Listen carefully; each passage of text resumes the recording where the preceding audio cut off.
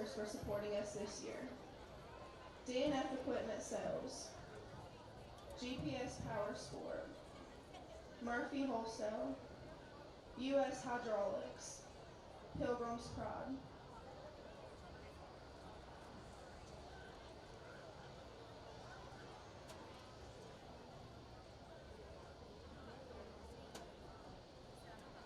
Your 2023 through 2024 Albertville High School cheerleaders are Desiree Barber, freshman, 1 year.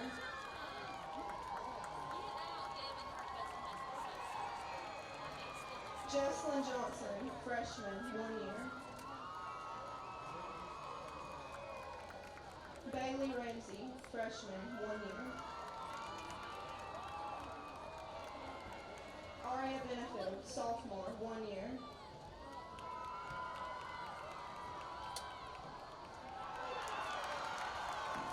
Emma Cox, sophomore, 1 year.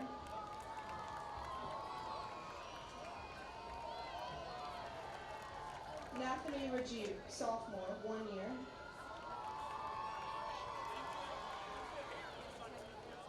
Riley K. Boucher, sophomore, 2 years.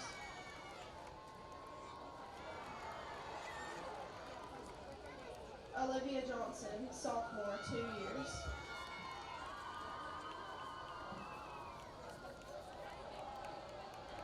Macy Lane, sophomore, 2 years.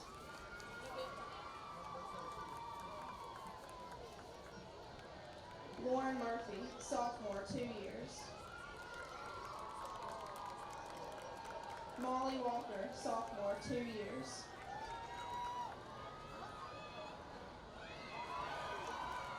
Raina Allen Parker, junior, 1 year.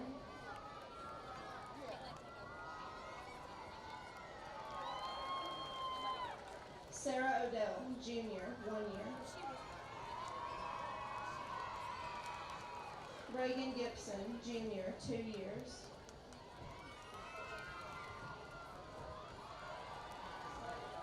Gracie Harris, junior, 2 years.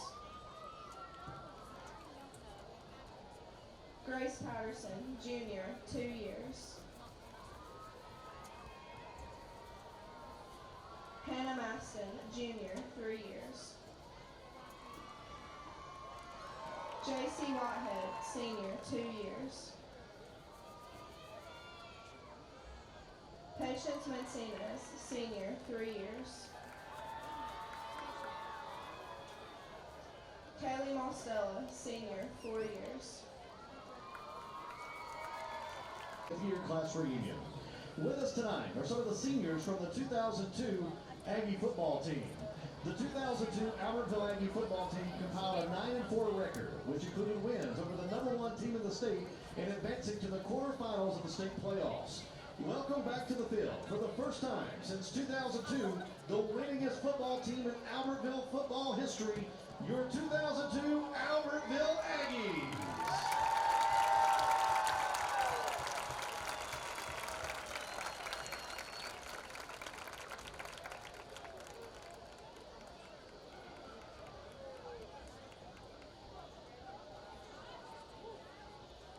Since 1952, Wilkes Tire and Battery Service has been the place to take your vehicle for service you can trust. Our family takes pride in carrying on the tradition of providing great service, working with integrity, and giving back to the community. For tires, batteries, auto services, and more, choose the people you can trust. With 10 locations to serve you, including Albertville and Gunnersville, at Wilkes Tire and Battery Service, we get you started and keep you going. Your local Foodland Market. Your store for everyday low prices and weekly specials with savings on every aisle and friendly customer service throughout the store. We sell only the best USDA inspected meats. Our trained meat cutters offer fresh cut meats to your specification. Our fruits and vegetables are always fresh, quality and variety you deserve every day. Your local Foodland Market, where savings plus service plus selection equals satisfaction. Foodland, your football tailgating headquarters. You walk in the door, it's a hometown atmosphere, just a great place to purchase a vehicle. We're going to do what we say we're going to do. I've been a customer for over 8 years and I love it. The customer can relax and feel like that there's no pressure. We've had a very good experience. I will come back here to buy whatever cars that we are going to buy in the future. We don't try to steer you in a different direction. For us, we don't need to go anywhere else. We want everyone that walk in that feel like they're at home, that they're part of our family. Because at Sand Mountain Toyota, we are more than a dealership. Screwdriver. Screwdriver. Pliers. Pliers. Phone. Care can be distracting. Phone. That's why our new Whirlpool Smart Range lets you care smarter with control from anywhere. So life doesn't revolve around your range. Give me that Phillips screwdriver, would you, kiddo? Every day, care. Whirlpool. Your local source for Whirlpool products and service is Bond's Appliance in Gunnersville. Aggie captains are coming out. How you like the home uniforms, Chris? Man, I love them. They got the red shoes, Aggie red, the black trousers, black jerseys, white numbers, and the white helmets. So I guess we're wearing the white helmets each game this year, John. Is that right? It looks like we're going to go with them every game and to just kind of make a collegiate comparison. So I think Jink and I have decided that when Louisville goes with their all-black uniforms, that's kind of what Louisville looks like. Conversely, when you look across the way, Jink and I have said that we're going to go Mississippi State away game is what Boaz kind of looks like. It'll be Emmanuel Hardaway, Hunter Smith, one of the captains. Speaking of Hunter, got to throw this in quickly. Aggie Papadubi Student Athlete of the Week this week. Last week, Reed Kitchens. This week, John? Yeah, how about this? Power 107.5 FM Papadubi's of Albertville Student Athlete of the Week. Remember, everybody stay in school and don't you be no po' boy. This week's Student Athlete of the Week, Hunter Smith. Yep. So Hunter receives a gift certificate to Papadubi's. He's one of the captains. As the Aggies stroll out to the middle of the field, we'll catch the toss of the coin. Keith Ball is at the 45-yard line. Ladies and gentlemen, tonight's team captains first for the Boaz Pirates. Number 2, Tyler Pierce. Number 9, Dakota Langford. Number 19. All right, guys, this is Mr. Adam Smith. He's going to be your umpire tonight. My name's Charlie Jimerson. I'm going to be your referee. Guys, congratulations for being named captain tonight. You're not only out here representing your team, you're also representing your school and your community. Have a lot of pride in that. Gentlemen, take care of the sportsmanship so that we don't have to. Boaz, you're the visiting team tonight. You're going to get to call the coin toss. In my hand, I have a National Federation logo that says tails, and on the other side, it's the Alabama High School Athletic Association logo that says head. You get to make the call, heads or tails? Tails. It's called tails. I'm going to flip it, put it on my wrist. If I drop it, we'll do it again. It's called tails. Here we go, guys. It is tails. You've won the toss. You take the ball. All right. They have a look.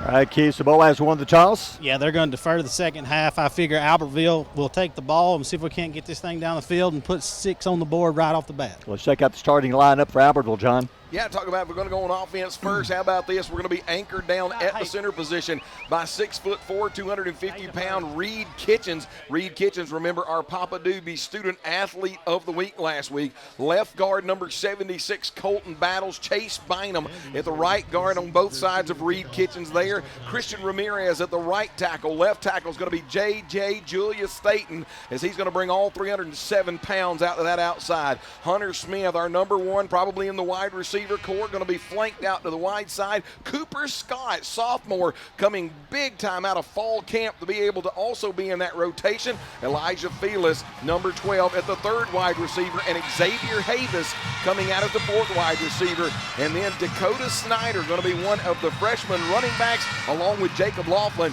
And Des Revolte going to be somewhere in the mix, but Barry, wouldn't surprise me if we don't see number 12, C.J. Zuniga, being able to step in at the quarterback position early, just to throw a new wrinkle at the Boaz Pirates. You know, hard to believe the Aggies have won 9 of the last 10 meetings, Chris. That is hard to I believe. had to look up the stats and see, but that is correct. Boaz last won 2021, 35-21. Last year, Boaz jumped out early, but the Aggies come back and won it 41-30. So the Aggies, they've won 9 out of the last 10. Boaz would love to come into Albertville and knock off the Aggies in their first home game. And I tell you what they're going to do, too. I think, Barry, if you look at the kickoff, All right, now you got to remember that Boaz has a kicker that was All-State last year. Could be the possibility he's going to be able to put this into the end zone. Watched him on game film. He was able to do it some, not able to do it other times. Remember, we talked about that being a weapon, having to drive 80 yards. But Albertville is going to put Revolte back there along with Jordan and Scott, number 2 and number 3, along with number 13. Those are going to be your 3 deep to get a chance to return this kick here at the beginning of the backyard brawl. Little inside info, good chance Des Revolt may not be the quarterback when they come out, Chris. There's a good chance. We will see if that's going to be the call. Barry, we got a change in the lineup. All of a sudden, one of them have already been subbed out. Number 21, Bryson Parker, a 5'9", 138-pound junior, lines himself up in the deep back core in a possible returner position. Manuel Hardaway steps back deep along with Bryson Parker around the 15-yard line, expecting Boaz to kick it short, and we're almost set to go. Both teams looking for the first win of the year. Beautiful night here. Nice breeze blowing from left to right in the kick. Deep kick. It's going to bounce over everybody into the end zone. The Aggies will start on the 20-yard line. Hey, guys, real quick, if you don't mind, I'm going to jump in. I've got a couple of offensive linemen from that 02 team. If y'all remember, Andrew and Matthew Roy, the Roy boys, we talked about them a lot. I guess they were both 2 guards, guys. Yeah, played guard. Guys, talk a little bit about what it feels like to come back for your 20-year reunion, you old suckers. But then talk about what an honor it was to get to go out there and be recognized as the best football teams ever came through here. Man, it's first off, it's crazy to think we've been out of school 20 years, and it just feels like yesterday that being out here right now that we were doing this same thing. But it's humbling to be recognized and come back and just be remembered for how hard we worked and how hard we tried and just how close we all were. I got a quick whistle here before the snap. Yeah, they're going to get Hunter Smith on an equipment violation because his knee pads aren't covering his knees. Wow. So in checks number 5, Barry, right out of the gate. That's going to be Hardaway. Starting quarterback, 8th grader, C.J. Zuniga. Zuniga back to pass. Looks, and they're going to blow it dead. Looks like we may have had an offensive lineman jump early before the snap, Barry. So there's the change we were talking about. Des Revolt lining up as receiver. They're going to move him around. And 8th grader, C.J. Zuniga, we saw him play some last week, looked very impressive. He's getting the start. One thing about Zuniga, when you look at him, really good hands, got a great motion when he throws the ball. But the best thing that I saw last week, Barry, gets the ball out of his hands quick and into the hands of his playmaker so that they can do their thing. 5-yard penalty, Aggies move, so it's 1st and 15 right off the bat, 15-yard line. Zuniga turns, quick pass, throws left side, got his man Hunter Smith, makes the catch. He's going to step out of bounds at about the 16, so a loss on the play, a loss of about 4. Yep. See, a loss of actually a gain of 1 is where they mark it. So it's 2nd down and 14. Once again, Zuniga just getting the ball out of his hands quick, trying to get it into his playmaker's hands. That's Hunter Smith here along the near boundary. Hunter outnumbered 3-1, but Barry still able to get upfield for a 2-yard gain. Des Revolt wide left side. He lines up in the backfield, so they're making a little bit of a little switcheroo here, maybe to catch Boaz off guard. You've got Zuniga, the quarterback, 2 receivers right side, 2 to the left. Revolt in motion. Back to pass. Zuniga looks right side, looks, nobody open. He's going to roll, he's going to tuck it and run to the 20, brings him down the 20-yard line. It'll be a gain of about 4. It'll be 3rd down and 10. Great job there on the back end by the defensive back core of Boaz. Nowhere for Zuniga to go with the ball, and the outside linebacker did a great job of staying within the vicinity of Des Revolte. Nowhere for Zuniga to go with the ball. He just got north and south there. Looks like he was able to at least get it back to the original line of scrimmage. 3rd down, 10, 20-yard line. Revolt now checks in. Nope, he wasn't quarterback. He's lining back up on the right side. In the backfield, Xavier Ahavis. Early first quarter, no score. Aggies with the ball first, facing 3rd down and 10 at the 20. 1 man wide left. Boaz showing blitz. Here they come. Zuniga left side. They've got him. He gets away from 1 man. Takes it to the middle. He will go down at the 18-yard line. A loss of 2. Boaz sent the house, and he had nowhere to go. Yeah, here along the near side, they brought the blitz from what it would have been the right side of the offensive line. Offensive line actually did a really good job of picking up who they needed to pick up. Barry, sometimes they just bring more than you have blockers. Zuniga's got to realize this, get the ball out of his hands quicker. But remember, you said it a few moments ago, Barry, an 8th grader back there playing quarterback just held on the ball a little bit too long that play. And Revolt will punt it away. Boaz, nobody back deep. Are they going for the block? They may have seen something last week they think they might can get to him. Nobody back deep. The snap, plenty of time. He's going to fake it. He's going to run, and he's going down. 17-yard line. The fake was on. I think that might have been a kicker's choice. And for whatever reason, Keith, he made the wrong choice. Yeah, especially backed up this far. I don't know if I'd have made that choice. It looks like Coach is going to talk to him about it. Maybe they worked on that at practice from maybe the 50-yard line, but he didn't call it right there. Coach is giving him a little bit of an earful right now. Well, Boaz saw it coming the entire way, Chris. Yeah. They didn't send anybody back. They put 11 men on the line. Somebody somewhere should have caught that and said, hey, timeout. Cancel the fake punt. Yeah. So Boaz takes over. Much like last week when Arab took over on a special teams mistake, they're on our 17-yard line. Pierce hands off left side in the backfield, gets away from one man, stops, cuts to the 10. Havis will wrap him up and sling him down after a gain of about 7. On the carry for the Pirates was number 14, Will McCamey. Just a great underneath handoff. It looked like what would have been the offensive tackle able to get to the outside shoulder of our defensive end, seal that outside. Boaz north and south 7-yard gain.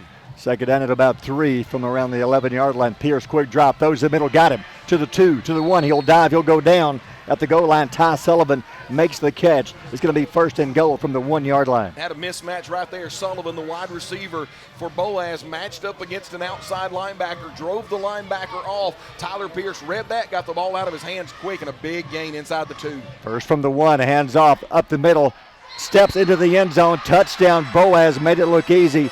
Tristan Childers in the end zone at 6-0 Boaz. Boy, that was a great job. The left guard and the left tackle coming down with the wash. And what I mean by the wash, they ended up getting the defensive lineman rolling on skates down the line of scrimmage, able to open up a hole with the wash, and the Boaz running back just trots into the end zone. Boaz going to go for 2, or at least they're lining up for 2. Now they're going to shift for the point after, as Pierce is the holder. Jose Aragon with the point after. So Boaz wasting no time after the Aggies faked the punt and didn't convert. The kick, it's up, and it is good. And we'll take a timeout. 9:40 to go in the first. Boaz strikes first. Boaz leads 7-0. You're listening to Aggie Football on Power 107.5. Everything that we do, we try to do the right thing, own our core values and our statement of purpose. That's the way we live each day.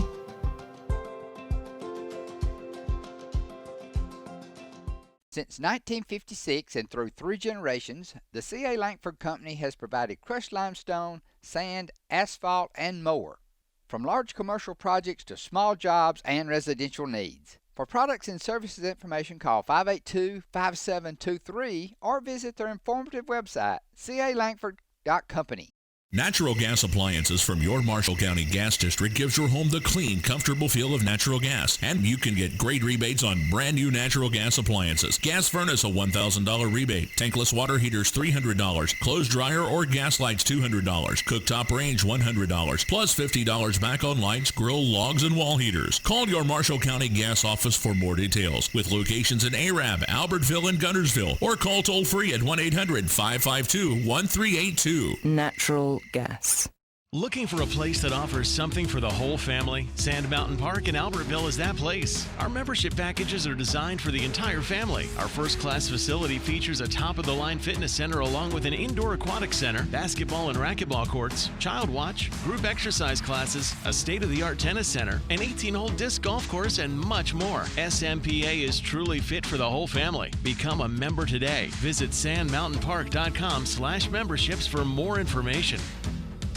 You'll like banking at People's Independent Bank and PIB Mortgage. Here, you'll receive a high level of personal service, a full array of accounts and services, a variety of mortgage loans, local loan decisions, and you will see active corporate citizenship throughout our footprint. Step up to true community banking at People's Independent Bank. www.pibonline.com.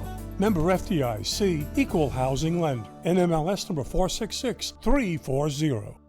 Here's your Gilbert and Ball forward scoring drive. Yeah, I can remember both coaches said what can limit the mistakes. First mistake goes on the special teams toward the Aggies. Boaz makes them pay. 3-play drive. Childers from 1 yard out. Extra point up and good. A 3-play, 17-yard drive. And the Pirates lead the backyard ball early, 7-0. Come see the difference at Gilbert and Ball Ford, where Fords really do cost less at Albertville. So Boaz on top quickly, 7-zip, high kick, deep kick. Around the goal line, it'll bounce into the end zone. Aggies will start on the 20-yard line again. Well, that's a weapon, Chris. You can put it in the end zone. Absolutely. So the Aggies had same field position last time. They came out with trying to catch Boaz off guard. Instead of a Revolt quarterback, they put the 8th grader in, but I don't think it fooled much of anybody. Well, no, and then wideouts didn't get open. There was nobody open downfield. Yep. Well, and then you put an 8th grader, very first play Sure. from scrimmage, you end up getting a legal procedure, and now all of a sudden you go 1st and 10 to 1st and 15. And that's just not what you want to do with a young quarterback. Well, and guys, to add to those problems, you've got 2 senior running backs out tonight, so you don't really have a ton of a run game to go along with a really young quarterback. Looks like they're going back to putting Dez in the backfield. So it'll be a Revolta quarterback, 1 man wide right side, 2 receivers left. In the backfield, Xavier Havis. I think the key is going to be, can the Aggies run the ball tonight? Jacksonville did so last week. He'll turn, hand off to Havis, looks for a block, bounces the left side, stops, cuts, 23, 24, 25, 27. Hey, that's a good run by Havis. Nothing there, bounce it outside and gain 7, John. Yeah, underneath handoff coming here along the near boundary, just kind of following his offensive lineman. And as you said it, Barry, Boaz played that pretty well, but Havis able to find just a little bit of a gap, and he is so athletic that he got north and south and gained 7 yards on Barry, what I thought may have been a 1-yard gain at tops.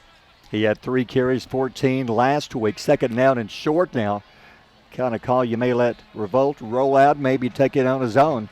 He's got some space on the right side if he can get a block or two. See if he may roll out to the right. 2nd down and short. The snap. Quick pass right side. Got his man. Can he shake him? He gets away. Nope. Got him back at the 16-yard line. That was a good tackle by Wade Dobbins for Boaz. A loss of about 2, maybe they'll call it a loss of 1, so it's 3rd and 6, John. Just a quick snap out there to sophomore wide receiver Cooper Scott. When he caught it, he tried to bounce it back outside, Barry. I think if he gets north and south, he's got a chance to get that 1st down, and he allowed number 4 Dobbins, the defensive back, to really play that well. Tackle for about a 2-yard loss. I like the pass by Revolt. Wasted no time, threw a bullet out to his receiver. 3rd down, long 5. Short 6. Play clock down to 8:16 to go in the quarter. Back to pass. I think the Aggies receivers jumped.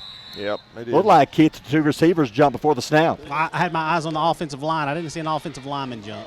Now, you ended up, Barry had an inside slot receiver on the far side that ended up jumping. But, guys, I don't know if you noticed this. When Hunter Smith broke off the line, and that's where Dez was going, did you notice immediately the cornerback played in front of him, the safety played over the top, so a kind of a disguised bracket coverage there, realizing that Hunter Smith is probably the number 1 wide receiver in our wide receiver core. So again, Chris, 2 penalties on 2 consecutive drives.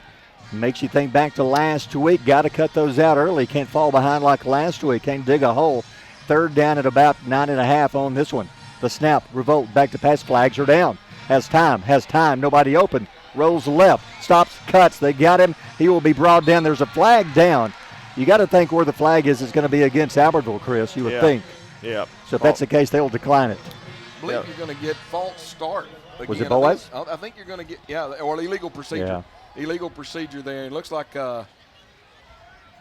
looks like Boaz may decline that, so it's going to end up being 4th down, Barry. Yeah, Dez gained 3 on the play, so it's 4th and 7, no need to take the penalty. And again, Boaz not putting anybody back deep.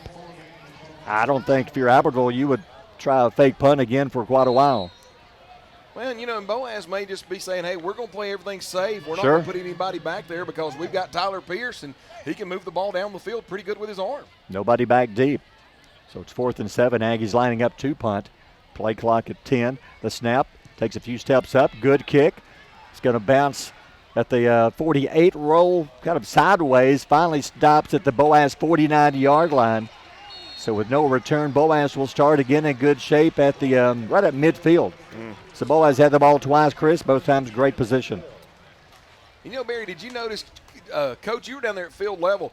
Boaz didn't even try to attack the ball. I mean, they came across the line of scrimmage about a yard and just stood there, and then you end up having Dez running, toward them. They're just not going to move and make them kind of just pooch kick it over the top of them. Well, they've seen Dez, film punt the ball last week, and he had a couple of them that weren't very good. So they've got him backed up so far. They're just taking a chance right there that he's not going to be able to get it out there too far. We may have it's not time for a heat timeout, or is it?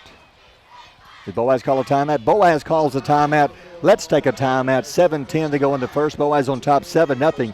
You're listening to Albertville Boaz football on Power 107.5.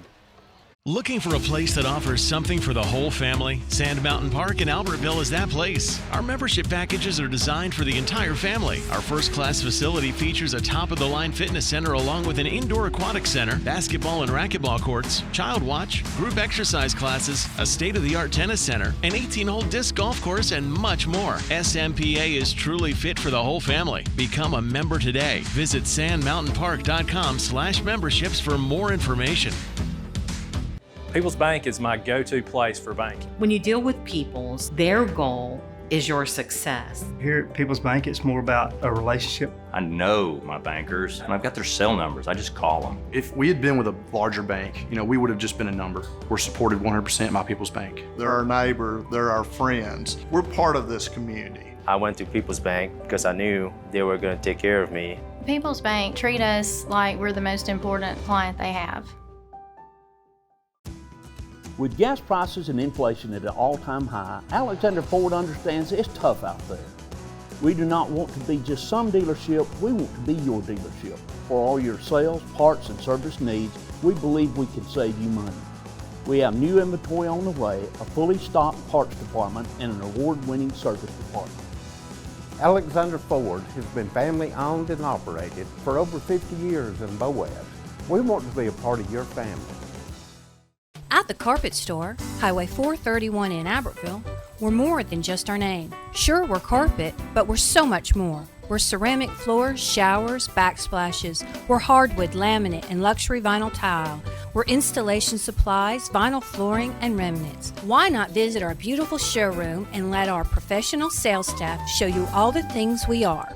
The Carpet Store, Mosley Flooring, Highway 431 in Albertville, where we're so much more than just our name. Timeout. Not exactly sure. Do they have only 10 players? I see something on the Aggie defense they didn't recognize. I'm not sure what the timeout was. I think that's what it was. Tyler Pierce looked over at his wide receivers, and it looked like they didn't know exactly where they were supposed to line up in the play. Coach Sullivan, with great field position, just calls the timeout. All right, first down right at midfield. 7:10 to go in the first. Man in motion left side. Pierce drops, throws at low.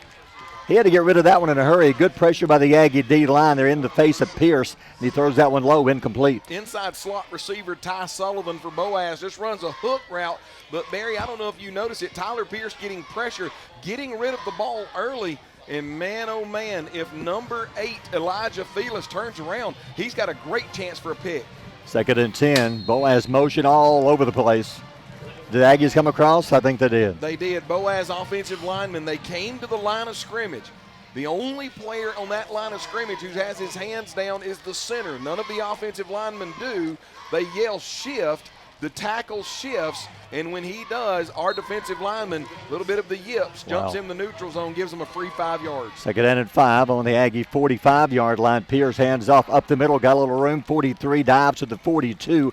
Center of the Aggie D-line makes the stop on the carry. I believe is that Childers or Fant, I believe, and a gain of about 3. It's 3rd and 2. Yep, Fant coming north and south, just gets in behind some blockers. J.J. Staten, all 6'2", 307 pounds, anchoring down the interior of that line and bringing up a 3rd down for Albertville, or for Boaz. Boaz had 12 players. He barely gets off in time. 3rd down and short, back to pass. Pressure's coming. Sidesteps one man. He's going to tuck it. He's going to run. 1st down, 40, 35. He's going to be cut down at about the 33-yard line. Nice tackle by Keegan Thompson, but Tyler Pierce picks up the Boaz 1st down. Great pressure there by Albertville, but the defensive linemen have got to break down because Tyler Pierce broke contain and able to get north and south with wide receivers blocking along the far boundary. And Keegan Thompson, one of those sophomores, comes up and makes a key tackle, Bear. Now we got the heat timeout. We'll take a timeout. 6:29 to go in the quarter. Boaz up 7-0. You're listening to Aggie Football on Power 107.5. Visit Boaz Discount Drugs and Johnson Hallmark in their new location just up the street on the corner of Highway 168 and Elizabeth Street in Boaz. Same helpful, friendly service with personal attention to each prescription. Boaz Discount Drugs is your prescription compounding specialist with custom medications to fit your needs. And Johnson's Hallmark is your source for all occasion cards and gift items. Marshall DeKalb Electric Cooperative is a proud supporter of our community and our local schools, academics, and athletics. Best of luck to all our local teams throughout the season. Our mission at Marshall DeKalb Electric Cooperative is to provide the most reliable electrical service at the lowest possible rate. We strive to achieve our mission with quality and reliable service and a commitment to our consumer needs. We want to be a beacon in each community that we serve. Tonight, but the heat time, and I'm guessing we'll see these probably about midway of the season, but if we compare this week to last week, much better weather. There's a breeze blowing. How much of a breeze is there on the field, Keith? Anything at all? It's not as much as it is kind of up there where the flag is, but it is a good breeze. I'm enjoying it down here, I'm going to be honest with you. I don't know that it's affecting quarterbacks right now. All right, first down 10, Boaz coming out of the heat timeout. The ball is on the Aggie 35-yard line. Boaz up 7-0. Back to pass Pierce. Pierce looks right side, throws a bullet between the hands of his receiver. Well thrown ball between the hands of Sullivan, incomplete. Sullivan was open. I mean, he had run an out route from that inside slot position. I just think Tyler Pierce had way too much mustard on that one and threw it right through his receiver's hands. That should have been an easy pitch and catch for Boaz. Yep, 3 men wide, right side, 1 to the left. Second down, hands off up the middle. Nope, he's going to keep it himself. Tucks it 30, 25, 20. He will walk into the end zone. What a fake by Pierce. Touchdown, Boaz. Fakes the underneath handoff, comes here along the near boundary. He is played perfectly by the outside linebacker, who is in a great position. And I believe it was the outside linebacker, Xavier Havis, coming from his inside position and just does a little pump fake, Barry. And when he does that pump fake, it freezes the linebacker. Pierce tucks up underneath everybody. No safety help over the top. And he is gone all the way to the Albertville end zone. Showing some speed there, Chris. Yeah, it was. Got the arm, got the speed. I know he impressed Coach Brown looking at the game film from last week. So with 6:13 remaining in the quarter, Boaz strikes again. The kick, it's up, and it's good. We'll take a timeout. 6:13 to go in the half. Boaz now leads 14-0. You're listening to Aggie Football on Power 107.5. Hello, I am Ryan Battles with Twilight Monument Company. I'd love for you to come by and see my papa, Jerry Battles, for all your monumental needs. Give us a call at Twilight Monument Company at 256-593-7792. Gilbert and Ball Ford scoring drive. Yeah, and boy, it didn't take long. Once again, another Albertville punt after 4 downs. Ball at the 50-yard line of Boaz. 3 plays later, Tyler Pierce goes in from 34 yards out. Extra point up and good, capping a 3-play, 50-yard drive. Boaz winning the backyard brawl and starting to pull away a little bit here in the first quarter, Barry. 14-0. Gilbert and Ball Ford, where Fords really do cost less than Albertville. Aggies has got to get some offense going without the penalties, Chris. Yes, absolutely. First 2 drives makes you think back to last week. Penalties in the first half against A-Rab killed the Aggies in the first half. This kick into the end zone. And again, well, the Boaz kicker so effective. Aggies will start on the 20-yard line. I want to say, Barry, what was it, 67, 68% of the time in high school, any team that has to start at their own 20 and drive 80 yards cannot complete that drive and get it into the end zone for a touchdown. You alluded to it. That is a huge weapon.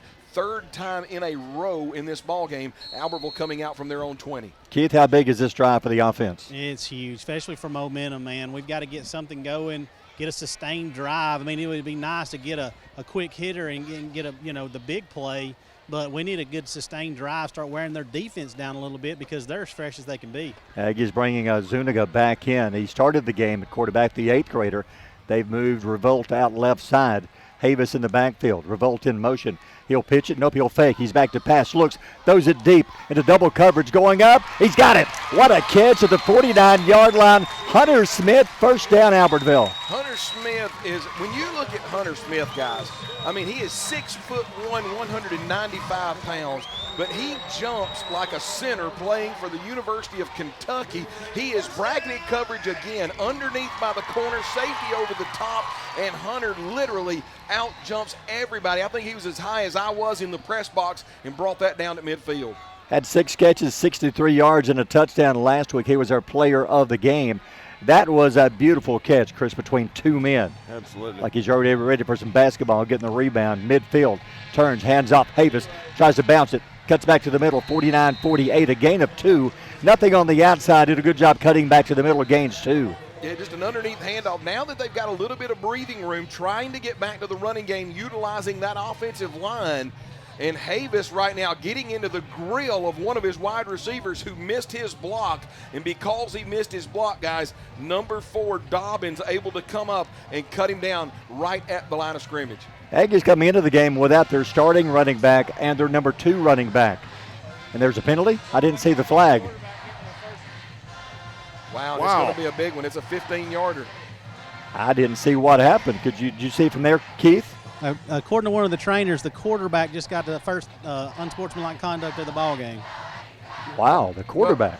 Well, what I'm wondering is, are they mistaking the number, calling him the quarterback, because Coach Brown is having a really good counseling session over here with Dez along the 48-yard line. Yeah, that could be. It could be. All the way back to the 37-yard line, so it's after the play. It's second down and long now. Second down and 23. Got to take it to the Boaz 40. So again, another key penalty. Zuniga, the quarterback, out of the gun, steps back, has time.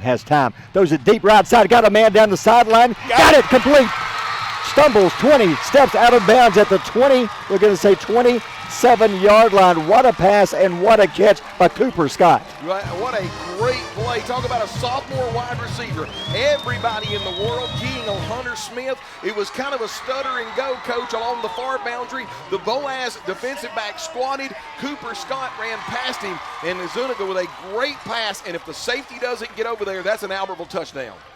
Man, he was trying to tightrope the sideline, barely stepped out of bounds. You're right, John. Had he not stepped out, he had a touchdown. 5:06 to go in the quarter. Aggies down 14-0. Biggest play about the season on the Boaz 27, and a whistle before the snap. I think the Aggies called a timeout. Aggies called a timeout, but we'll take a timeout with them. 5:06 to go in the quarter. 14-0 Boaz. You're listening to Aggie Football on Power 107.5. At Piggly Wiggly, we work hard to deliver the very best to you and your family. We offer only the top quality Black Canyon Angus beef, Swift natural fresh pork, grade A Kegel fresh chicken, smoked, processed, and frozen meat items. One of the most popular promotions at Piggly Wiggly is our Pick 5 meat program. Purchase a single pack of meat and pay our everyday low price, or purchase 5 packages marked with the bright red Pick 5 label for just $19.99. You get the best of both worlds, great quality meats and a super low price. You'll always find low prices throughout Piggly Wiggly. We know you're looking for a reliable vehicle. Heading to work? Headed to play. Taking the grandkids to the beach. Every vehicle comes with a warranty for the length of the contract. And you get a Carfax with every purchase. We make everything easy, from the application to the approval or to the payments. We're not your ordinary buy here, pay here dealer. Established in 1946, Kirkpatrick Concrete has a tradition of top quality products and service. They now have 11 North Alabama locations to meet this area's demand for quality ready-mix concrete. For your next project, your friends at Kirkpatrick Concrete are just down the road. People's Bank is my go-to place for banking. When you deal with People's, their goal is your success. Here at People's Bank, it's more about a relationship. I know my bankers, and I've got their cell numbers. I just call them. If we had been with a larger bank, we would have just been a number. We're supported 100% by People's Bank. They're our neighbor, they're our friends. We're part of this community. I went to People's Bank because I knew they were going to take care of me. People's Bank treat us like we're the most important client they have. Timeout. You've got your best drive of the game. This is huge. If you score, you cut it in half, Chris. You need points on this drive. Yeah, that was a good timeout. I agree with Coach Brown on that great timeout right there. Barry, what about the call and the confidence that offensive coordinator and quarterback coach, Coach Karcher, has in Zuniga? I mean, you're way back here, 1st and 25, and just runs a go route to Cooper Scott. They're going to Hunter Smith. Hunter's drying his hands off. He's got man-to-man coverage. Zuniga's already looked over at him twice. I'll be surprised if he doesn't go left. And there's not a safety in town. I mean, he's by himself out here with this corner. I think the offense saw something and they wanted to go say, okay, here's the next play. Everybody going to get on the same page. So 1st and 10 on the Boaz 27-yard line. Zuniga back to pass, looks left side. Gets too much under it. It's going to float at the 10-yard line. Yeah. Flag coming in. But Zuniga, did somebody hit his arm? Because that ball was badly thrown, to be honest. Now, I think it was just an errant pass, and you got a young man there trying to chunk it long, and he's an 8th grader, Barry, so he's trying to put everything in there, and it was kind of a duck, but the Boaz defensive back got caught, turned around. Hunter Smith located the ball, came back to it, and the cornerback for Boaz got a handful of Hunter's jersey and pulled him down. 15-yard pass interference, and that's going to move the chains. Finally a break for the Aggies. They're going to mark it out. Let's see where they spot it. I'm just glad the pass interference was called, Chris. Yeah. There were 2 Boaz defenders coming up, getting ready to intercept that pass. Yeah, I was afraid it was going to get intercepted. Well, too, when you think about this, he's throwing it against the wind. It's not breezy here on the field, but you let the ball get up in the air a little bit, and it is going to affect it a little bit. And they mark it off to, about the 15, 14-yard line. So it's 1st and 10 for the Aggies. 5 minutes to go in the quarter. 14-0 Aggies down. And Barry, remember that Hunter Smith, our player of the game last week, he literally had to fight back for that ball. He's the one who drew that penalty. I'd go back to Hunter Smith. He's got man-to-man coverage. I think he can beat his man over the middle. With his jumping ability, I would toss it in the end zone his direction. We'll say 1st and 10. Waiting on the officials. What's the holdup here? I think we're waiting on us to let the clock run down a little bit. Gotcha. Boaz brought the popular Vuvuzelas here. Back to pass, Zuniga. Those are the end zone. There's Hunter. Goes up. Knocked away. Great defensive play by the Pirate secondary. Man, that was a great job. It was just, you're right. It was just single man on man. Hunter won one time before. Hunter won the second time on pass interference. But this time you got to give credit to number 23 for the Pirates. That's Elijah Kelly. Takes all 5'7", 160 pounds of his body. And Hunter actually had that ball caught, Barry, at the 1. But you got to credit Elijah Kelly not giving up on the play, able to rip that ball away from Hunter Smith. I thought Adam a touchdown, Chris. I did too. Good defensive play by Boaz. Yep. All right, 2nd and 10 now. 4:55 to go in the quarter. Again, Hunter wide left side, 2 Aggies right side. Somebody comes across, throws left side, Hunter into the end zone, goes up. Got it. Touchdown, Albertville. This time, Hunter Smith. Here's the thing. I think Coach Karcher's saying, if you want to play me man-to-man coverage out there, I think my wide receiver is better than your defensive back. And 3 out of the 4 times that Zuniga threw the ball toward him, he was right. Hunter Smith, big touchdown. Beautiful. How about that catch, Keith? He's like they're already in early season basketball form. He is, man. He can go up, like John said earlier, he's 6'1", but he makes himself 6'6", 6'7", 6'8" when he goes up, arms extended like that. If they're going to keep playing him man-to-man and playing off of him that much, with no safety help, keep hitting them with it. Reyes for the point after, trying to cut it down to a 7-point game. The snap, the kick, it's up, it looks good, and it is good. They've cut it to 7. We'll take a timeout, 49 to go in the half. Aggies down 14-7. You're listening to Aggie Football on Power 107.5. Since 1952, Wilkes Tire and Battery Service has been the place to take your vehicle for service you can trust. Our family takes pride in carrying on the tradition of providing great service, working with integrity, and giving back to the community. For tires, batteries, auto services, and more, choose the people you can trust. With 10 locations to serve you, including Albertville and Gunnersville, at Wilkes Tire and Battery Service, we get you started and keep you going. Your local Foodland Market. Your store for everyday low prices and weekly specials with savings on every aisle and friendly customer service throughout the store.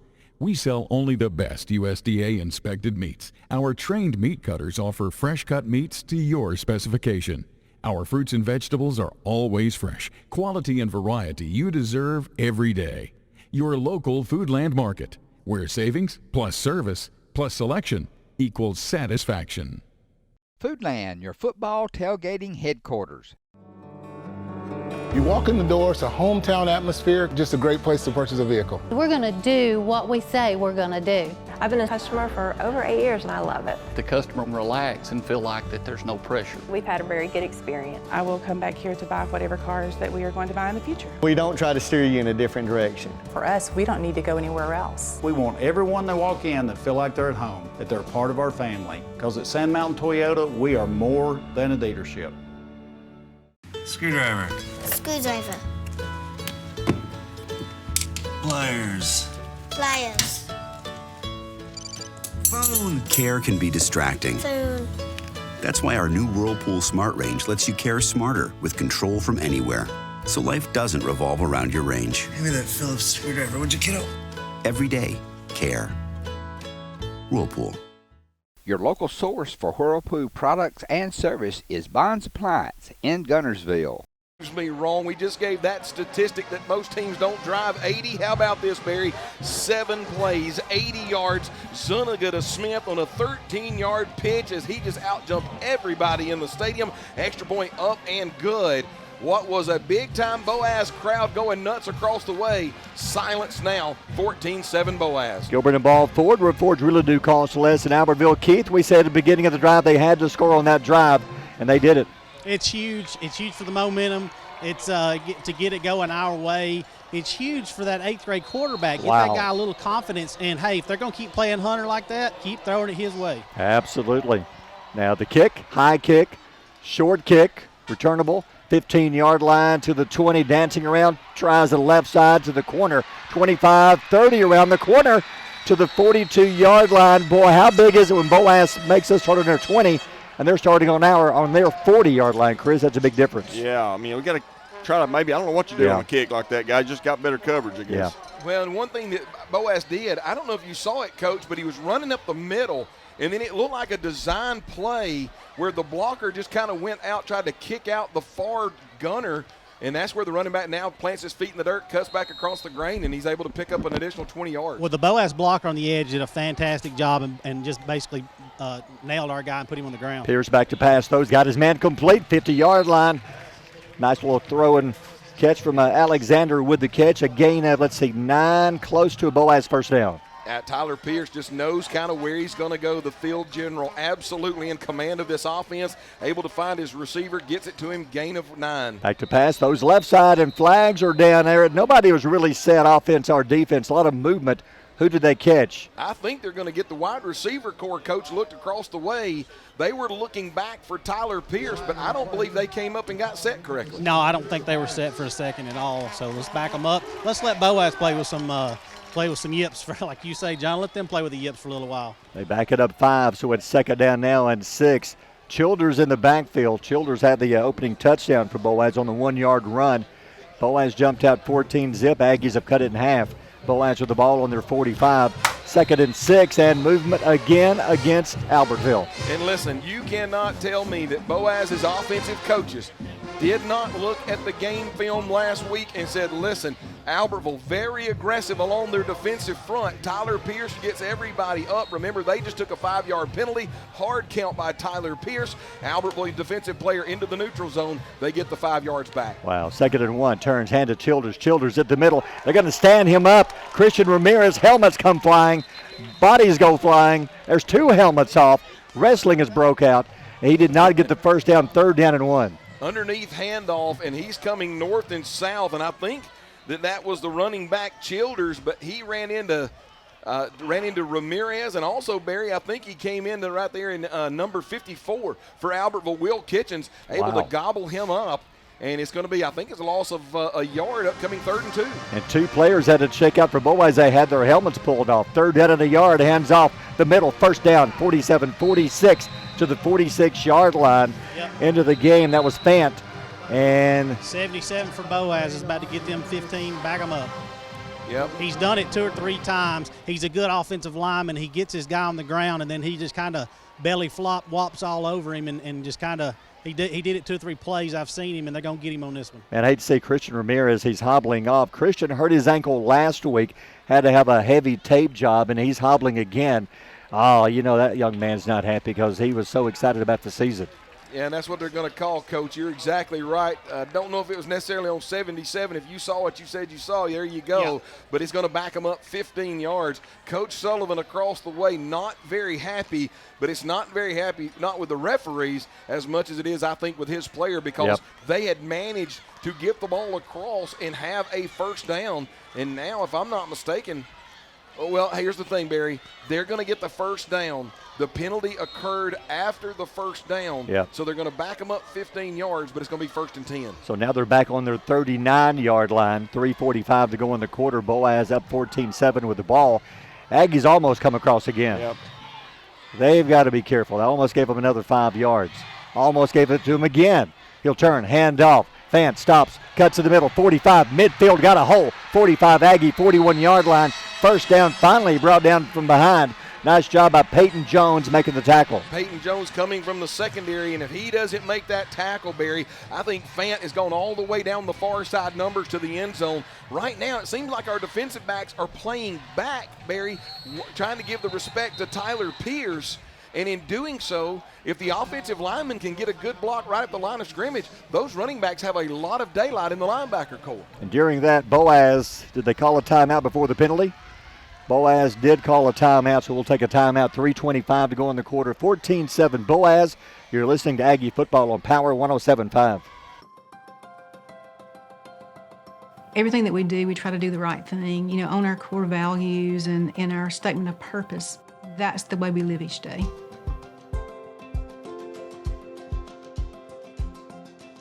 Since 1956 and through 3 generations, the C.A. Langford Company has provided crushed limestone, sand, asphalt, and more, from large commercial projects to small jobs and residential needs. For products and services information, call 582-5723 or visit their informative website, calangford.company. Natural gas appliances from your Marshall County Gas District gives your home the clean, comfortable feel of natural gas. And you can get great rebates on brand new natural gas appliances. Gas furnace, a $1,000 rebate. Tankless water heaters, $300. Clothes dryer or gas lights, $200. Cooktop range, $100. Plus $50 back on lights, grill, logs, and wall heaters. Call your Marshall County Gas office for more details. With locations in Arab, Albertville, and Guntersville. Or call toll free at 1-800-552-1382. Natural gas. Looking for a place that offers something for the whole family? Sand Mountain Park in Albertville is that place. Our membership packages are designed for the entire family. Our first-class facility features a top-of-the-line fitness center along with an indoor aquatic center, basketball and racquetball courts, child watch, group exercise classes, a state-of-the-art tennis center, an 18-hole disc golf course, and much more. SMPA is truly fit for the whole family. Become a member today. Visit sandmountainpark.com/memberships for more information. You'll like banking at People's Independent Bank and PIB Mortgage.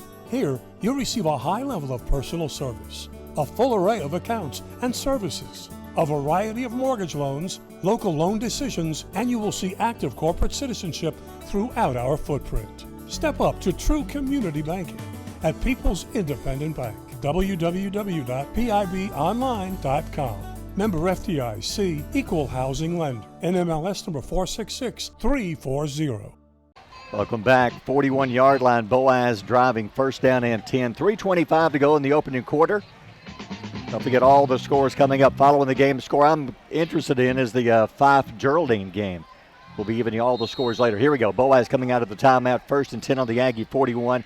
Pierce out of the gun. Pierce hands it to Fant up the middle, breaks the tackle, 35 to the 30, 28-yard line. Boaz offensive line blew a huge hole open in the middle of the Aggie defense. First down, Boaz. But Coach, the linebackers in the linebacking corps are filling correctly. We just got a bunch of missed tackles right at the point of attack. First down and 10 on the Aggie 29-yard line. Fant had a good game last week. They give it to Fant again, same play up the middle. They're going to stand him up. Nice job by the Aggie defense. First player there was a Castro, stood him up. Help came in, and they stopped him for a short gain. Yeah, Brian, that time 5'5", 170-pound senior middle linebacker bringing everything to the party. And finally, the linebacker corps, they've been in the right spots, just missing those tackles. Castro sure-handed tackle there, Barry. Childers checks in. Boaz with two very good running backs, swapping them back and forth. The give to Childers. No, he's going to keep. 25, breaks the tackle, spins. They're going to stand him up at the 22-yard line. I think he's short of the first. Peyton Jones came in, One of the Aggies slow getting up on the 28-yard line. It will be 3rd down and short. I couldn't see what happened. Yeah, boy, Peyton Jones, once again, Peyton Jones probably the last man to be able to make a play before either he gets the first down, but Barry, there was a chance Pierce goes to the end zone. Keith, I think he might have got maybe a finger in the eye. Is that Felis? Yeah, he's what it looks like. He's like he either got poked or maybe a hand or a fist got in his face mask right there. I think he's going to be okay. Make sure his eye's okay. All right, it's 3rd and about 3. Boaz easily in field goal range. They have an excellent kicker. 3rd down 3. He'll turn, hand to Childers. Hits the middle. Fighting. 20-yard line for the first. I don't think he got it, Chris. Nope. About a half a yard short. Now decision time. You're 4th and about a half. You're in field goal range. I would think they'd go for it, John. Now, they're going to bring out, you got a kicker that was all-state last year.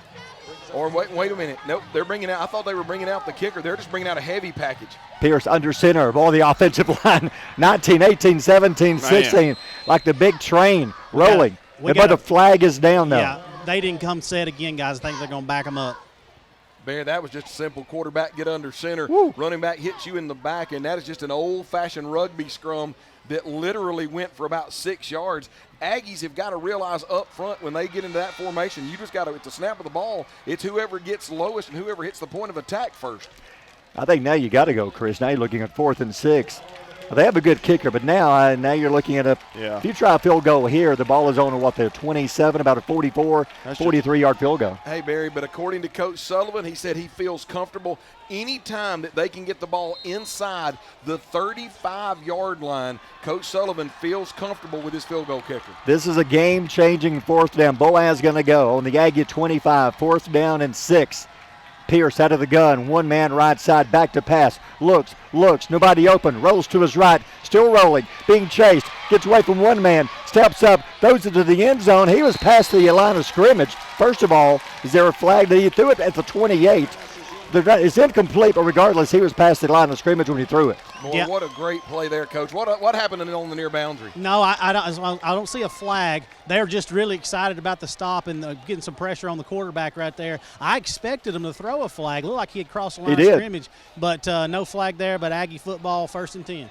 But how about the Aggie secondary, Keith? Nobody was open downfield. I did an excellent job in coverage because he had some time to throw. We had a little bit of a hard time getting to him right there. Great coverage by the secondary. That's what you call a coverage sack. Now, John, the offense had a chance to catch their breath after that drive. Well, and not only that, but coming out after momentum of going 80 yards last time, now if Albertville can put this ball into the end zone, you talk about a completely different complexion on this game. 26-yard line, 1st down, 10, Albertville. He'll turn, hands off, stops, cuts. Nice move, 28, 29, 30, 32. Big Xavier Havis carrying bodies. He's going to pick up about 5 yards, maybe 6. Boy, Zeniga just able to meet Havis right there at the mesh point. Havis running downhill. Looked like Boaz stopped him after a 3-yard gain, but the dude who turns his legs the best wins, and the turning of the legs able to churn out another 2 or 3 yards. 2nd and 4 on the 31.5-yard line. 1:13 to go in the quarter. Aggies trail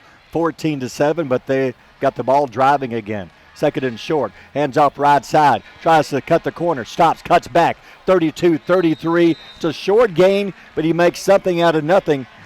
I think that was a other brother revolt on the carry. Picks up, it's going to be 3rd and about 2. Keith, what's your play call on this one? I think you've got to throw a short pass right here. Maybe try to get them to jump off sides for once. Let's freeze them, back them up a little bit. But, hey, clock's running. We need to get a short pass would be my idea. See if they send Dez in motion. Zuniga, the quarterback. Dez lined up left side. 3rd down and a long 2 at the 33-yard line. The snap to Zuniga. Turns, hands off. Havis stops. Looks for a block. Cuts back. Fighting. He does not get it. He got a yard, maybe a yard and a half. It's going to be about a yard and a half short, though. Great job there by the defensive line of Boaz. However, Barry, just coming right down the line of scrimmage, keeping everything in front of them, staying lower than the offensive line of Albertville, and letting that running back Havis come to them. He did. Made a great play. Kept him shy of the 1st down. 4th and about a yard and a half. They're going to talk it over during as the quarter comes to an end. We'll see, will they go or will they punt? We'll find out when we come back. We'll take a timeout. First quarter over. Boaz on top, 14-7. Aggies are driving. You're listening to Aggie Football on Power 107.5. This is Julie Battles for Twilight Monument Company. It's hard to lose someone you love, and at Twilight Monument Company, they want to help give your loved one a nice memorial that you can enjoy for generations. Come see my papa, Jerry Battles at Twilight Monument Company, 256-593-7792. Here we go, big fourth down call coming up out of the timeout. Aggies lining up as if they may go. Wouldn't be surprised, John, if they may try to pull Boaz offside and then quick kick it away. Well, we spent the last part of 2 minutes up here trying to debate what they're going to do. Let's see if they do try to run a shift. Dez lining up in the gun. Trying to pull Boaz off. Nobody moving. Play clock at 14-13. Now they got Aggies need about 1.5 yards, and they're on their 34-yard line. The snap to Dez. Looking for a block. He is going nowhere but backwards. The fake was on. Boaz read it perfectly again. That is twice. They've tried the fake it twice. It failed miserably. Keith, tell me if I'm incorrect, but it looked like we may have had a misalignment from the Boaz defense because we had 3 receivers on the far side with only 2 defenders, and if Dez goes that way, then we're going to have an extra blocker out there and a really good chance to get the first down. Well, I don't know how they would have known to overload that side other than Dez kicks it right-footed, so he has to move to his right to do that. But we didn't show a fake in the first game, did we? No, we did not. So after the forcing Boaz, turn it over on downs. Boaz with the ball almost picked off. Pierce back to pass. Havis almost picks it off for a touchdown out of his hands. Boaz now 2nd and 10 on the Aggie 26-yard line. Boy, Havis was baiting him on that one, Barry. He played off of the slot receiver, but he knew exactly where he was going to go. He just timed it perfectly and just barely able to get off his fingertips. But you're right, Barry. Wow. If he picks that off, there is nothing but green grass along the far boundary all the way to the end zone. Boaz 2 receivers. Finally, one of the Aggies shift over the turn. Throws it right side, got his man. He will be slammed down at the 16-yard line. What a tackle. He did not get the first.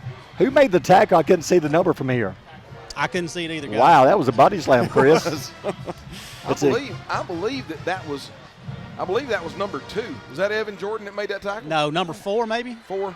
A gain of 9, 3rd down and 1. The hand to Childers. Childers straight up the middle. 15, still fighting to the 14 will be enough for a Boaz first down.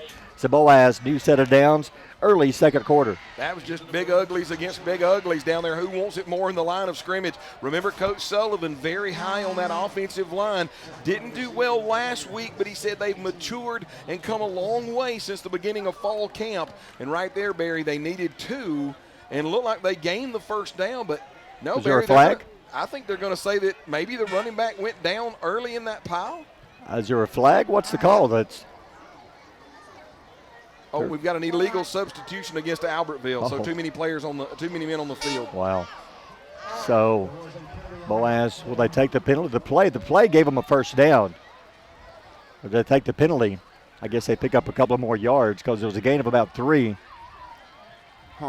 Yeah, but it's still showing 3rd and 1. And what happened? I'm confused. Boaz had the first down. All right, hold on a minute. Okay, now Coach Sullivan, they've noticed, the change are not correct. Again, yeah. Goodness. Coach Sullivan was trying to figure out how in the world can we get a 5-yard penalty on 3rd and 3 and not get the first down. So now they move the chains, first down to the 14-yard line, 1st and 10 Boaz. He'll turn, hand off to Childers. Childers bounces left side to the 10, fighting inside the 10 to the 9, making the tackle over on the side.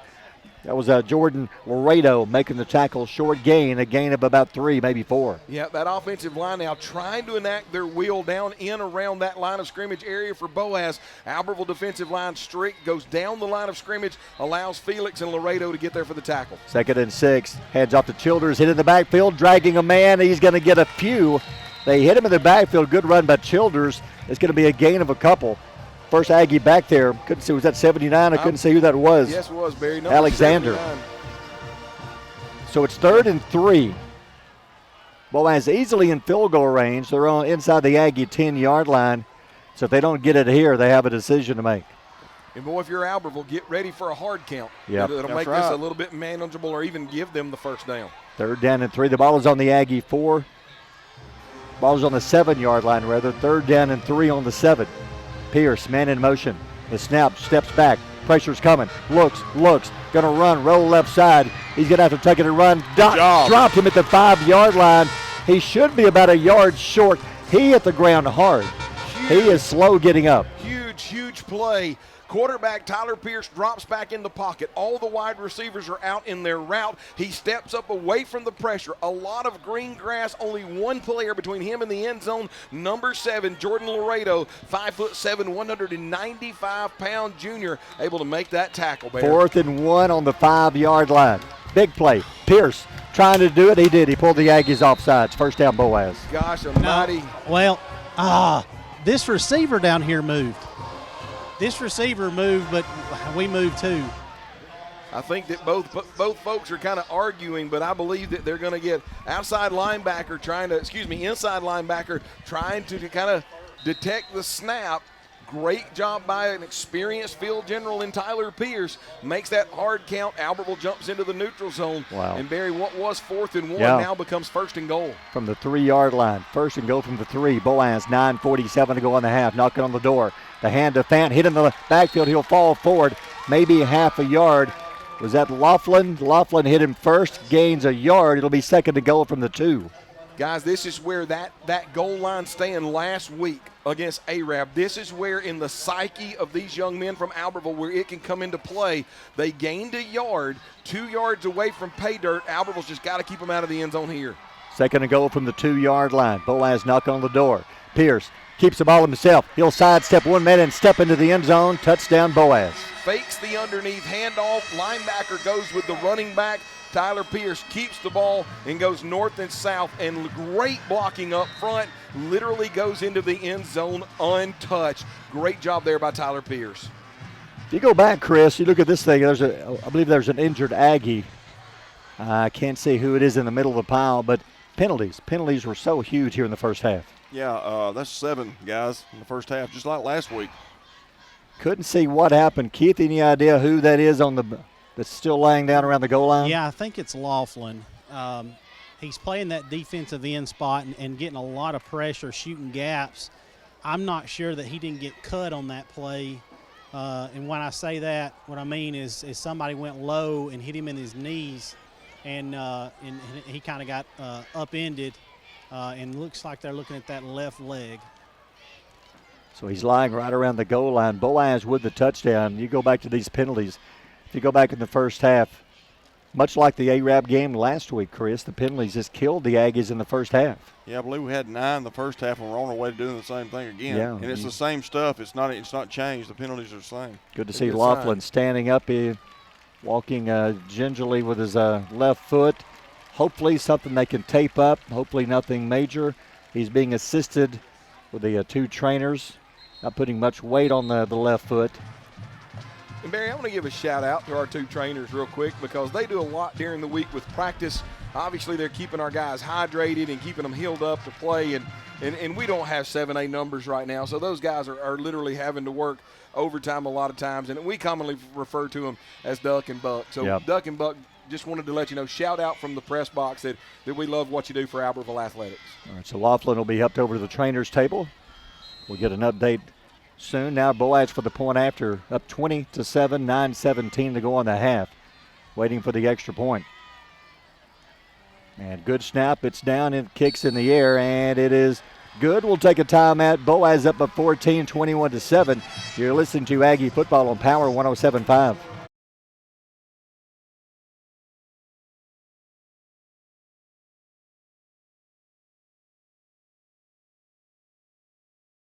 Loss on downs if they're on 28-yard line. Boaz takes over. Believe it or not, they go 10 plays, 28 yards. Pierce in from 2 yards out. Extra point up and good. Boaz reestablishing that 14-point lead at 21-7. Gilbert and ball forward. Fords really do cost less in Albertville. Man, the penalties, 21-7, like we were talking during the break. Really what Boaz one drive, the other 2 scores. Penalties helped him out on both of them. Yeah. Well, in Albertville, they've got to be a little more judicious with some gutsy calls down in the shadow of their own goalposts. Right. You really need some points here because Boaz will get the ball to begin the second half. If you can cut it to 7, totally different game, and cut out those mistakes rather. Here's the kick, and again, Boaz, that kicker is such a deadly weapon. He's going to bounce it into the end zone again, and that's where they'll start. Don't forget, we'll be naming the player of the game, the Legends of Albertville player of the game. Be sure and join us every Wednesday night from 6 to 7 as we broadcast live from Legends with Aggie coach Bert Brown. And he's been nice enough to bring some players with him the last few weeks. Absolutely. Remember, Power 107.5 and Legends of Albertville Player of the Game. Guys, why be average when you can be legendary? The Legends Player of the Game. A lot of players to choose from so far, but hey, we need some heroes here in the next. We've got plenty of time. There's 2 full quarters, 9 minutes to go in this quarter. If you can cut out those mistakes and get the offense rolling again, I think the big key is going to be got to be able to get some kind of running game going. So here we go. In case you missed it, starting the game is C.J. Zuniga, the quarterback, the 8th grader. Yes, Revolt is in. He's playing different positions. The snap, back to pass, throws left side, got his man. Gets away from one man, 25-26. Hunter Smith will be thrown out of bounds at about the 26-yard line, a gain of 6. That's what Coach Karcher was talking about and some of the things that they worked on this week. Zuniga getting the ball in his hands, quickly getting the ball out of his hands into his playmaker's hands. There, not Rodney Smith, that's his daddy. Yep. Hunter Smith able to get away from the Boaz defender, north and south, 6-yard gain. 2nd and 4. Havis in the backfield with Zuniga. 2 men wide right side. Hunter Smith wide left side. The snap, hands off up the middle. Got a little room. Going to be tripped up around the 30-yard line. Falls forward, first down. Making the tackle was, I think that was Garrett for Boaz. And a gain of about 4, first down. Isn't it amazing when you get a very productive first down play and you do it with the arm? Linebackers have to be honest. That time they were honest. It opened up the run game. Needed 4, gained 5, first down. 31-yard line, 9 minutes to go in the half. Aggies on the move. 2 men wide right side. I'd take advantage of a Revolt speed, maybe throw one deep to him. See what kind of coverage he's got. So the snap, quick pass, throws right side. Revolt makes the catch, gets a block, 35. Cuts up to the 37, almost 38. A good gain of about 6, maybe 7 yards. Yeah, right now Zuniga with a great job because a few moments ago they were successful with a 5-yard gain with the underneath handoff. This time Zuniga fakes the underneath handoff, comes up quickly, gets the ball out of his hands to Dez, and Dez Revolt here along the near boundary, gain of 7. Boaz player shaken up, sitting at about the 30-yard line. Cannot see who it is or what happened. He's laying back. He's now sitting up.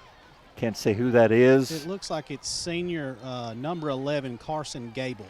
You are correct. Yeah. He's on his feet. Looks like he's okay. Couldn't see what happened. He's walking off under his own power. So the Aggies on the move. How big is this drive, Chris? Hey, it's big. And, hey, I want to throw out some stats right quick, guys. Zuniga's stats passing, 7 of 8 for 89 yards and a touchdown. No, can't get much better percentage-wise than that. That's right. I like the little short passing game and occasionally throw one deep, which he's done successfully. Dez is uncovered. All right, 2nd down at about 2. 2 men wide left side, 1 to the right. He'll turn, hands up the middle. First down, 43-44. Havis, the big guy up the middle. You got to take advantage of him. Occasionally, I think you got to throw it to maybe him and Felix over the middle as a tight end. Well, and once again, that successful first down play makes the Boaz defense have to play honest. And when you play honest, you turn around and give it to Xavier Havis. He gets north and south, needed 4, gained about 6, and moved the chains. And now the Aggies offensively starting to move the ball. Boy, it'd be great to take this last 7.5 minutes and put the ball into the end zone before half. 7:53 to go on the half. Boaz up 21-7. Aggies with the ball on their 44-yard line. Zuniga, quick pass left side. Revolt cuts around the corner. A lot of bodies over there, 44-yard line. Had some Aggies blocking. Boaz had about 3 or 4 men. They're going to bring it down, a gain of 2. Actually had, I guess what you say, little brother Revolt coming in behind him. Zuniga comes up. It's actually a lateral behind the down the line of scrimmage, behind the line of scrimmage pass. Revolt gets it, but you got to credit the secondary of Boaz, Barry. They came up, played it well, strung it down the line of scrimmage, gain of only a yard. Guys, we're setting it up. We've been short pass run. Hunter Smith fixed to go deep, I'm just telling you. So a gain of 1, 2nd down and 9. Revolt, man-to-man coverage right side. I'd send him deep. 2nd and 9, Boaz showing pressure. High snap, pulls it down, hands to Havis up the middle. 50, 49, driving to the 48. Good job. There's Reed Kitchens leading the way, blocking. Big gain by Havis. Havis close to it, Aggie, first down. Great job there by the offensive line. Reed Kitchens, Chase Bynum, Christian Ramirez, Colton Battles, and J.J. Staten. They're able to get Boaz defenders on their skates with the underneath handoff, manage about 5 yards on that play. Upcoming 3rd and about 4, Barry. Officials walking up. I think they're making up. We got a player that's knee pads. That was a point of emphasis coming out of the AHSAA this time. It's going to make him check out. So Jean-Pierre checks out. Felis back in. It's 3rd down and about 3. Play clock down to 15. Plenty of time. You're almost in 2-down territory here if you don't get a first down on this play. You're on the Boaz 49. 3rd down and 3. 6:55 to go in the half. High snap, pulls it down, hands off to Havis. Got some room, 45, 44-yard line, tripped up. First down, Aggies. Nice run again. Langford makes the tackle downfield for the Pirates. Coach, I think Albertville's found something in their running game. Zuniga with the underneath handoff to Havis. You're right, Xavier Havis. And he's playing like he's 195 pounds, but he's playing like a 220 running back, just running over people. And the offensive line's controlling the line of scrimmage right now. I expect Havis to probably break one in just a second, take one to the house. Last week, Jacksonville had over 500 yards rushing against the Pirates. Aggies on the Boaz 44-yard line, driving, 1st and 10. Zuniga back to pass, pressure's coming, rolls right side, gets away from 1 man, 3 men, they got him. At the he picks up a yard, looking downfield. Revolt saying he was holding me, begging, pleading for a flag, and nobody's open downfield. And Zuniga did a great job. And remember that he's just an 8th grader, Barry. He could have, I think there was 1 or 2 times, Coach, that he was looking to throw that ball, but he was going to have to force it. Great headsy play by the 8th grader just to get the 1 yard. Yeah, he likes to pull the string, man. He'll turn it loose. He's looking like he's holding his right hand a little bit. He went down, holding the ball in that right hand a second ago. And did a good job hanging on to it because the defensive player swatted it pretty hard. Hopefully he's okay. All right, 2nd down and 9 on the Boaz 43-yard line. Went back in the backfield. Zuniga back to pass. Looks, throws it deep. Hunter Smith there going up in double coverage. A collision, no flags. Everybody going for the ball. That's a good no call. It'll be 3rd down. Now, I think that was a good no call because this time the defensive back, the corner, had kind of played in front, safety over the top, Hunter, everybody looking back as that ball came in. Barry, I just think that was a good defensive coverage, a good no call. Heat timeout. We'll take one with him. 5:35 to go in the half. Boaz up 21-7. You're listening to Aggie Football on Power 107.5. Visit Boaz Discount Drugs and Johnson Hallmark in their new location just up the street on the corner of Highway 168 and Elizabeth Street in Boaz. Same helpful, friendly service with personal attention to each prescription. Boaz Discount Drugs is your prescription compounding specialist with custom medications to fit your needs. And Johnson's Hallmark is your source for all occasion cards and gift items. Marshall DeKalb Electric Cooperative is a proud supporter of our community and our local schools, academics, and athletics. Best of luck to all our local teams throughout the season. Our mission at Marshall DeKalb Electric Cooperative is to provide the most reliable electrical service at the lowest possible rate. We strive to achieve our mission with quality and reliable service and a commitment to our consumer needs. We want to be a beacon in each community that we serve. Hey, next week it looks like it's going to be another hot one. Nothing like last week, but back to normal, I guess, for this time of year. But tonight feels good, nice breeze. Big play call coming up, 3rd down and 9 on the Boaz 43. I think they're still in 2-down territory, don't you, Chris? I do. You want to be careful here still, not turn the ball over or something. I'd look for a little short pass here, John. Pick up maybe 4 or 5 yards. Maybe you can break one down the sideline. I don't know if you don't run a wheel route.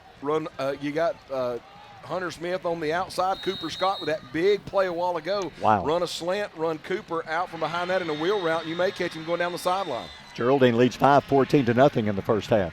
Wow. Telling you, they're the real deal this year. 3rd down and 9. Zuniga out of the gun. Drops back, looks. Throws it left side. Got his man open. Incomplete. Great job by the Boaz defender. Cut in front of the Aggie receiver. I think him cutting in front took his eyes off the ball, John. Yeah. Coach, it wasn't a wheel route, but it was a crossing route where the inside receiver, Scott, ran a flag, and he put it in a perfect place, did Zuniga, but equally played well by the safety. Yeah, and I think that's a caught ball if the defensive back doesn't make an excellent play. He just got his hands right in front of the receiver's eyes for a split second, and he got there at the right time, able to kind of knock that, change his vision up and wasn't able to get a good view of it. Well, the Yankees need this. 4th down and 9 on the Boaz 43, down 21-7. Did not want to give him the ball back here. Zuniga back to pass. Pressure's coming. Steps up. Rolls left side. Looks. Throws. Got his man complete. Will not get loose for the first down. He made the catch, but he's about 3 yards short of the first. Bryson Parker made the catch. Hoping to break a tackle. He ends up about 3 yards short. Boaz first down. Barry, an absolutely wonderful play by the Boaz defender. He knew where the first down marker was. I'm going to give ground. I'm not going to let the Albertville receiver get behind me. Zuniga with pressure steps up in the pocket. He's got some receivers going deep, but he has to check down to the short receiver. As soon as the receiver catches it, I believe it was number 12, Isaac Fawcett, that comes up and makes the tackle short of the first down. Good play there. First down, Boaz. Pierce out of the gun. Drops back, throws. Short, got his man complete. 46-yard line, hits the ground there on the catch. We're going to have an ineligible receiver downfield. Gotcha. Sullivan made the catch. A gain of 8, but it's all going to come back. 5:09 to go in the half, 21-7. Boaz, last thing Aggies can do here is give up some points because Boaz will get the ball to begin the second half. They're already down 21-7. Aggies need to defend the 30-yard line, Barry, just like they would be defending the end zone. If the Boaz players can get that ball inside the 30, All-State kicker more than likely going to give them an extension on that lead. Right now, you said it, got to bow the backs on the defense. Need a turnover here. 1st and 15. Turns, fakes the handoff, throws it left side, got his man. He's going to be hit and dropped. 35-yard line. That was a nice tackle. I believe it was that Hardaway. Yeah. Nice tackle by Hardaway. Had he missed him, John, he had a chance to score. Well, and Hardaway is out there on an island. It is me and the wide receiver. If he gets past me, he has gone to the house. Hardaway actually, Coach, loses his footing a little bit, but has the wherewithal to get around the legs of the Boaz receiver. Gain of 4, second down and 11 on the Boaz 36, 4:34 to go in the half, and the Aggies come across again. Wow. So Sorry, again, Boaz pulls the Aggies offsides. I mean, Tyler Pierce is just, he's doing what great quarterbacks do. We end up having a negative play on first down. Hardaway actually tackled him for a half a yard loss. And what do you do to be able to get that to make what would inevitably be a positive first down play? Comes up with the hard count, and Albertville, listening to the quarterback rather than watching the football, jumps in the neutral zone. Second down and 6 from the 41. Pierce fakes the pitch. He's going to keep, cuts left side, 45 to the 48. He's going to drive him out of bounds. He may have stayed in. It's going to be enough for a Boaz first down to the 48-yard line. Fakes the underneath handoff going to the far boundary. The backside guard and tackle pulled down the line of scrimmage, kind of an old buck sweep looking action. Tyler Pierce gets in between those, gets north and south, needed about 6, gains about 8, puts the ball nose end at the 49-yard line of Boaz. Stayed in bounds, 4 minutes to go in the half. Boaz on their 49-yard line, trying to add to their 14-point lead. Pierce rolls right side, looks, has a man open down the middle, wide open, turns him around, got it, complete, 11-yard line, first down Boaz. Underneath, or actually rolls out to the right side, looks short. Albertville safety gets caught peeking in the backfield. Wide receiver from Boaz gets behind him, and luckily that Tyler Pierce kind of threw that off of the line, but still a big gain for Boaz. Ja'Kai Hudgens, great catch, first and goal for Boaz. From the 6, turns, hands off, Childers to the 3, to the 2, to the 1. Did he get in? Touchdown Boaz. When you end up having, you've noticed, when Boaz has a big play, Boaz quickly up to the line of scrimmage before Albertville can make any adjustments, before they can kind of figure out what happens, and Tyler Pierce quickly with the snap to him, underneath handoff, and my man goes in from about 9 yards out. Boaz lining up for 2, going for 2. Pierce to the goal line. They stand him up. This time they did not shift for the point after. He went for it, no good. We'll take a timeout. 3:44 to go in the half. Boaz up 27-7. You're listening to Aggie Football on Power 107.5.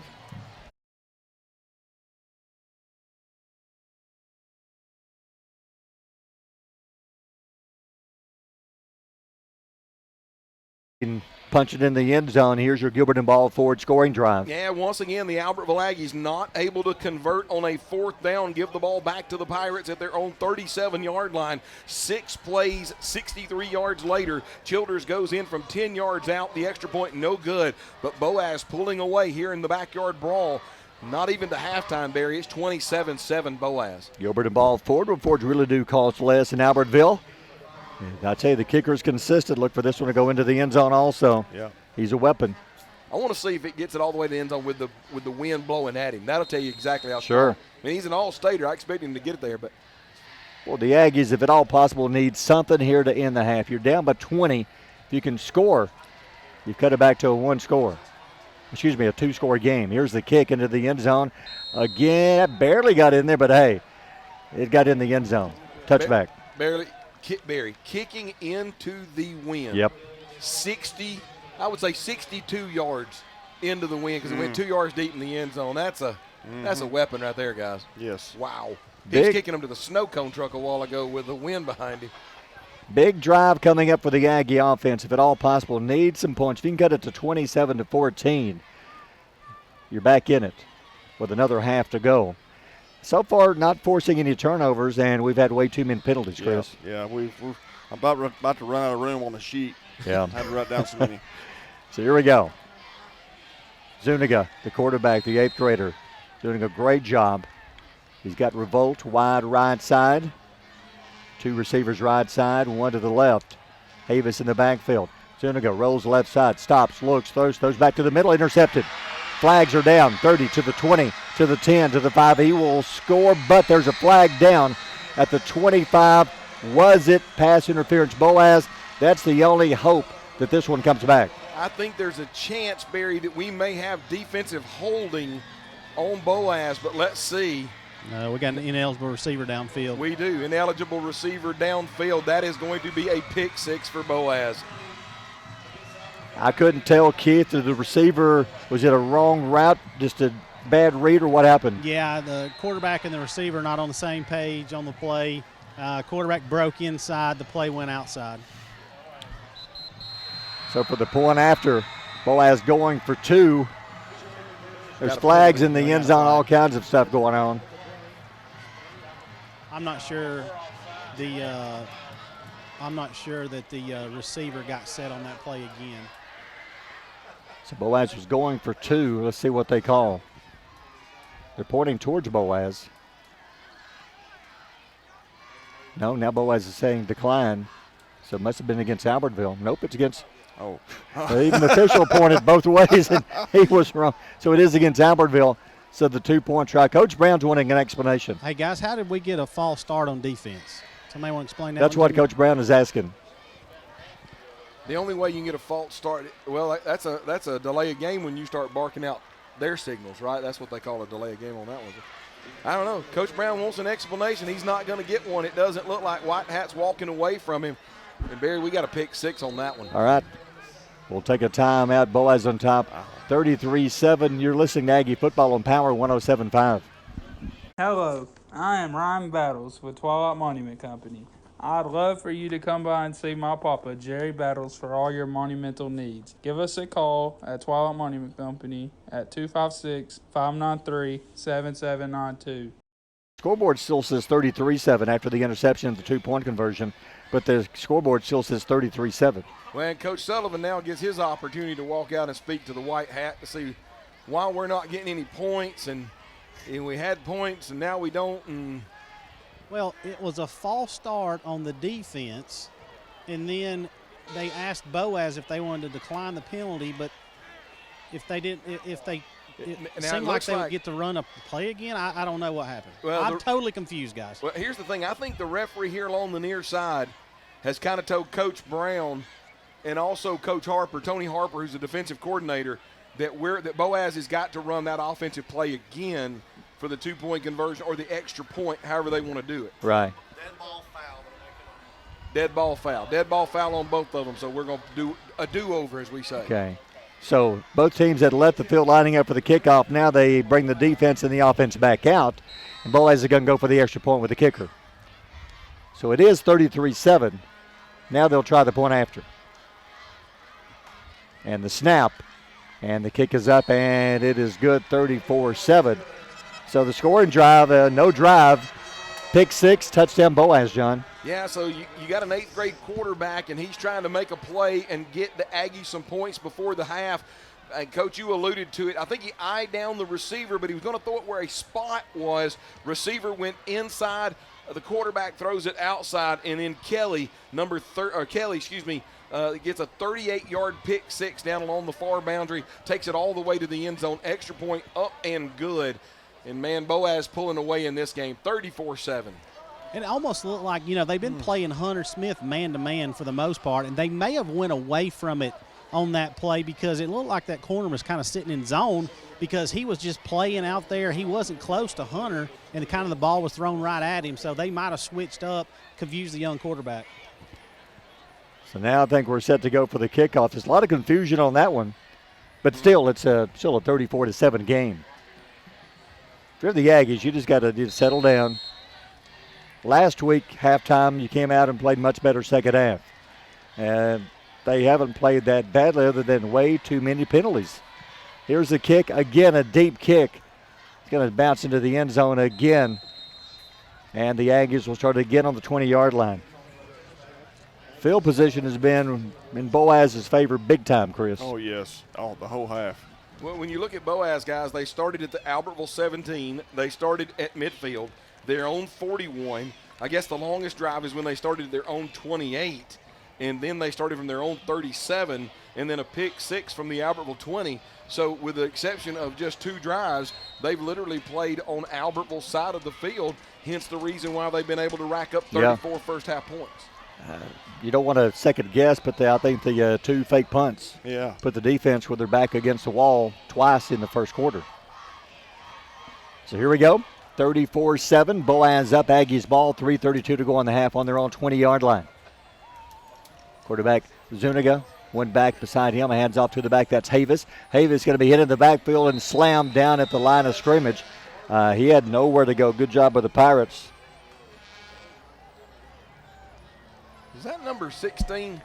It was 16 or 18 making the tackle. I think it was 18. 18. Jalton Durden. He did a great job. He did. He came down the line of scrimmage from the defensive end position, played it exactly the way that you're supposed to play it, read the play, made a tackle right at the line of scrimmage. Good credit for that young man. No gain, second down and 10. Clock running, 3 minutes to go in the half. Aggies on their own 20-yard line. Zuniga, the quarterback, Havis beside him. Turns, rolls left side, gets away from one man.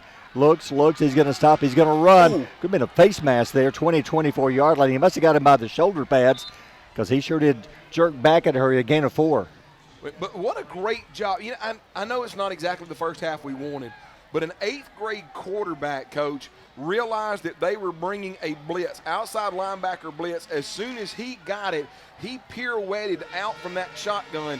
Blitzer left him behind him, and then he's able to get north and south for 4-yard gain. Guys, I hate to get on our boys a little bit, but the receivers have got to break and get open and try to help him out. Yep. I mean, they just kind of stopped the routes and stood there when he started running the football. All right, third down, 7 from the 23-yard line, 2:09. Boaz has 2 timeouts left. Zuniga back to pass, looks, throws it deep left side, got a man revolt going up. There's some contact around the 45-yard line, underthrown, no flag thrown, incomplete. Well, Coach, I think Coach Brown across the way has got a legitimate gripe here. They actually ran a wheel route, and Dez is able to go down the far boundary. He's turned around looking for the ball, but before the Boaz defender turns around, he gets his hands on Dez, pushes him downfield about 3 or 4 yards before he makes the turnaround. So I think that's why Coach Brown's upset. His receiver was never given a chance to get back to the ball. 2:02 to go on the half, clock stopped.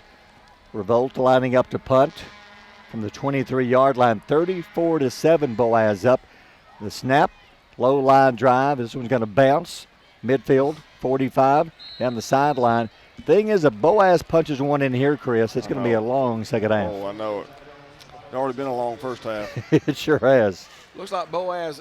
Dez actually got a good bounce on that one. Yep. I thought it was going to go out of bounds like at midfield, but it turned, went north and south a little bit before it went out of bounds. So Boaz will start this drive, Barry, at their own 45.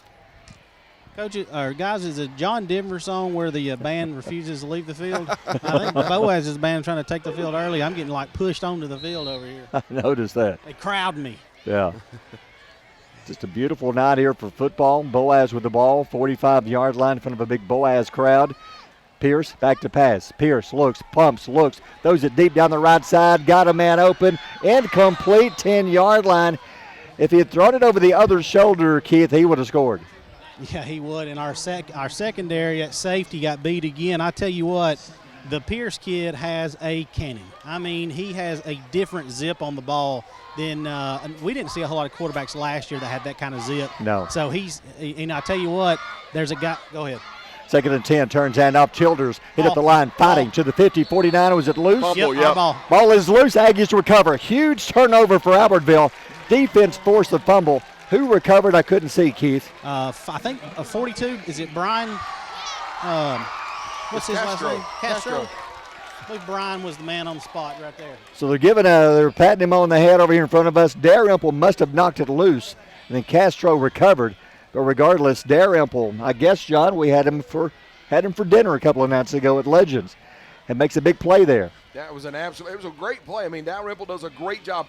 And as the running back is going by him, and there's kind of in a pile, they tell you to paw at the football, and it looks like Judd Dalrymple doing a great job of ripping that ball loose. And then Johnny on the spot, middle linebacker, Byron Castro, able to jump on the ball. And Barry, you said it. Now we've got the ball with some good field position. $1:41 to go. Let's see if we can get some points before we go into half. I think you got to go deep. Here we go. 47-yard line, 1st down and 10. Back to pass. Flags are down.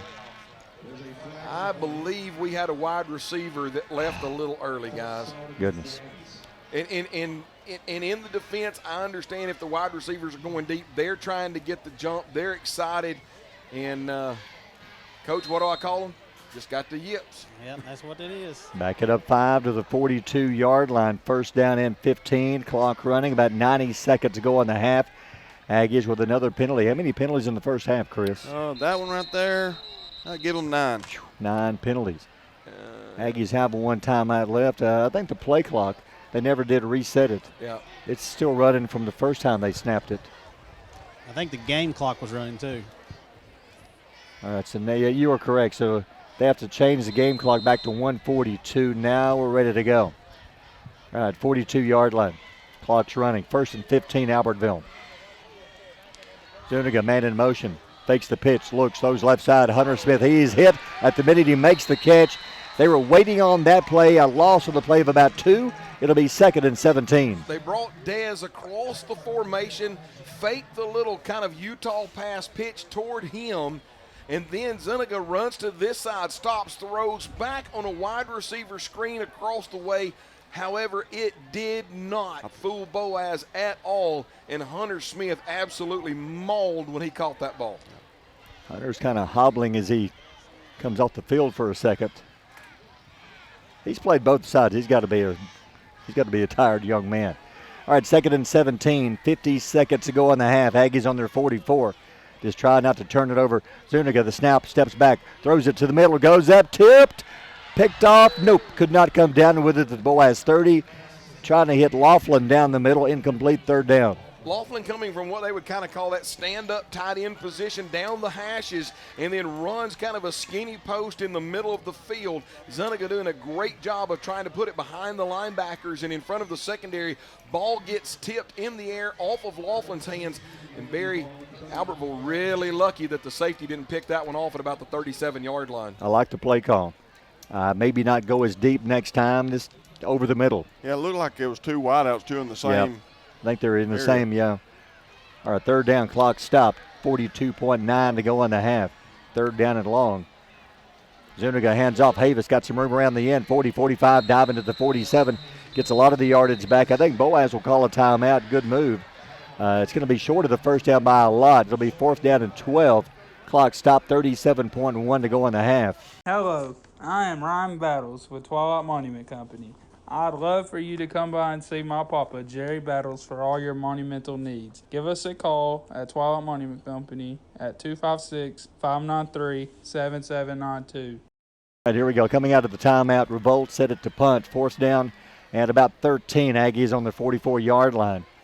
We've already faked 2 punts and did not turn out well at all. The snap. Got to run up. Good kick. Line drive. Going to bounce to the 20 out of bounds. Let's see where it goes out of bounds. The line drive is effective as long as nobody's back there. That one is away from everybody. Nice job by Dez, and it's going to be Boaz ball at the 20. I tell you, with Pierce's arm, you got 31 seconds in a timeout. I would expect them to air it out again, Chris. Yeah. I mean, they'll throw it deep at least once. Sure. I mean, just get it into field goal range, John. If you can get a gun down to your 30, you're in field goal range. Absolutely. And with one timeout, the entire playbook's still open to Boaz, because even if they catch it in the field of play, they're going to be able to call a timeout. Yep, 25-yard line. Pierce out of the gun. Pierce rolls right side, stops, looks back left, under pressure, flags coming in, should be a hold, running for his life, left side, 25-30, 35. He's going to run out of bounds. Nope, he tries to punish one of the Aggie defenders. They collide at the 45, and that's all for nothing. Yeah, I'm pretty sure there's a flag coming out. Boaz should be called for holding back around the 17-yard line. If they're not called for a hold, it's definitely a block in the back. Yeah, it's going to be a hold there. Yeah, so that's one that if I know Pierce wants to get some yardage, but you kind of know there's something, a flag going on. Don't risk an injury. Just step out of bounds, because he lowered his shoulder and collided with one of the Aggies. The best thing for Albertville right there, Barry, was not only the penalty that Boaz got, but because Tyler Pierce extended the play with his legs, there were more seconds that drained off the clock. You don't get those back because there's an offensive penalty. So that actually benefits Albertville two ways, with the yardage and the loss of time on the play clock. 18.8 to go, clock running, first and long, hands off up the middle. He's got room, 20, 25, fan to the 30, 35 to the 40, gets the first down. They may call a timeout and just throw a Hail Mary. He finally goes down at their 42-yard line. You know, you pick up about 15, 20 yards and step out of bounds, you've got a chance to line up for a field goal. The ball is on the 42-yard line. Mary, you're correct. Coach Sullivan across the way with one timeout remaining. Guys, that's just a simple draw play, Coach. They ran a draw play. Albertville came upfield, running back able to get past that and get all the way out here to the 42. Yeah. Yeah, I was talking to Duckett right there, trying to get a little bit of an update on Laughlin. You're exactly right. You know, if you get upfield like that as a defensive end, I'm thinking that's what you were saying. I had my earbud out and I was listening to Duck. But if you get upfield like that as a defensive end, it's creating gaps. Now, I understand you want to get pressure, and we've been pretty good, especially Laughlin. Speaking of Laughlin, he is really good at getting pressure off the edge. But at times, they can kind of sucker you back there, and they can pick up big rushes. All right, Boaz with time for maybe one more play. Look for a quick pass play, maybe a step out of bounds. No timeouts. 7 seconds are on their own 42-yard line. You got to have about 15, 20 quick yards here, and I don't think they got enough time other than throw it deep. Pierce back to pass, steps back. Looks like he's going to throw a Hail Mary. Throws it as far as he can. Up in the air, it's up for grabs. It is incomplete, and time has run out.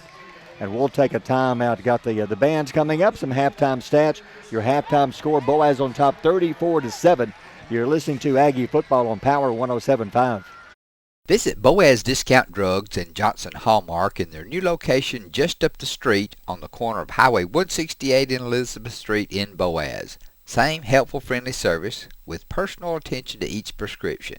Boaz Discount Drugs is your prescription compounding specialist with custom medications to fit your needs. And Johnson's Hallmark is your source for all occasion cards and gift items. Marshall DeKalb Electric Cooperative is a proud supporter of our community and our local schools, academics, and athletics. Best of luck to all our local teams throughout the season. Our mission at Marshall DeKalb Electric Cooperative is to provide the most reliable electrical service at the lowest possible rate. We strive to achieve our mission with quality and reliable service and a commitment to our consumer needs. We want to be a beacon in each community that we serve. Drum major, Valley Smith, is your band ready?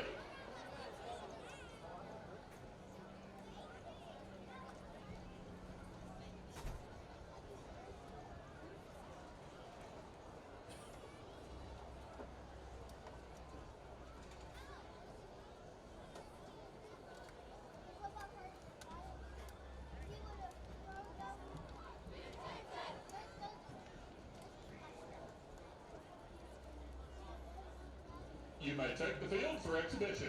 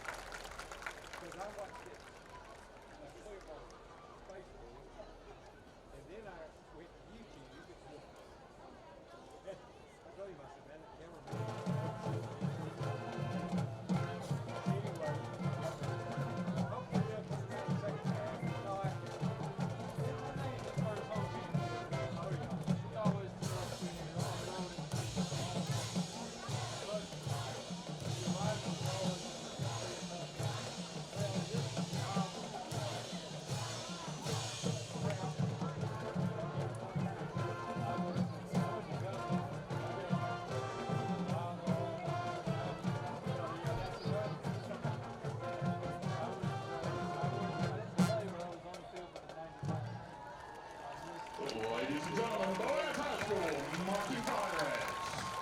Hello, I'm Dylan Battles with Twilight Monument Company here in Boaz. We have one of the largest selections on Sand Mountain. I invite you to come by and see my papa, Jerry Battles at Twilight Monument Company. Give us a call at 256-593-7792. Aaron Saxon, Josh Anderson, Missy Lindley, and Nathan Haskew. The color guard instructors are Ansley Cash and Cassidy Bailey. The dance line instructor is Lindsey Beck, and our percussion instructor is Brian Crawford. Tonight, we are proud to present a portion of our 2023 show titled Hold My Hand. We begin with Easy on Me by Adele and continue the opener with I Lived by OneRepublic. The show concludes with Hold My Hand by Lady Gaga. The Aggie Band will conclude their performance this evening with the Albertville High School fight song. The Aggie Band is under the field direction of drum major Owen Thibodeau.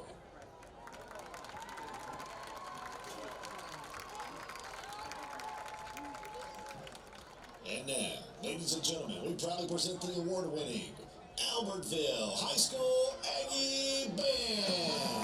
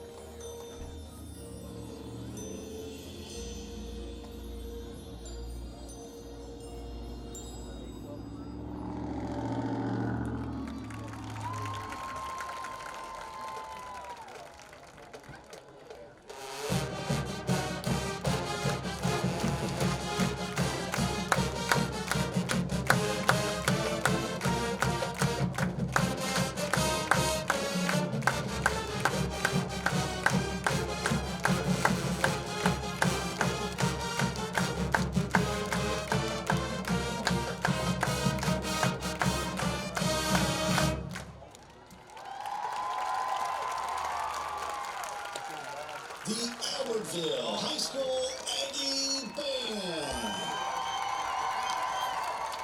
Look for the Aggie Band this. Since 1952, Wilkes Tire and Battery Service has been the place to take your vehicle for service you can trust. Our family takes pride in carrying on the tradition of providing great service, working with integrity, and giving back to the community. For tires, batteries, auto services, and more, choose the people you can trust. With 10 locations to serve you, including Albertville and Gunnersville, at Wilkes Tire and Battery Service, we get you started and keep you going. Your local Foodland Market. Your store for everyday low prices and weekly specials with savings on every aisle and friendly customer service throughout the store. We sell only the best USDA inspected meats. Our trained meat cutters offer fresh cut meats to your specification. Our fruits and vegetables are always fresh, quality and variety you deserve every day. Your local Foodland Market, where savings plus service plus selection equals satisfaction. Foodland, your football tailgating headquarters. You walk in the door, it's a hometown atmosphere, just a great place to purchase a vehicle. We're going to do what we say we're going to do. I've been a customer for over 8 years and I love it. The customer can relax and feel like that there's no pressure. We've had a very good experience. I will come back here to buy whatever cars that we are going to buy in the future. We don't try to steer you in a different direction. For us, we don't need to go anywhere else. We want everyone that walk in to feel like they're at home, that they're part of our family. Because at Sand Mountain Toyota, we are more than a dealership. Screwdriver. Screwdriver. Pliers. Pliers.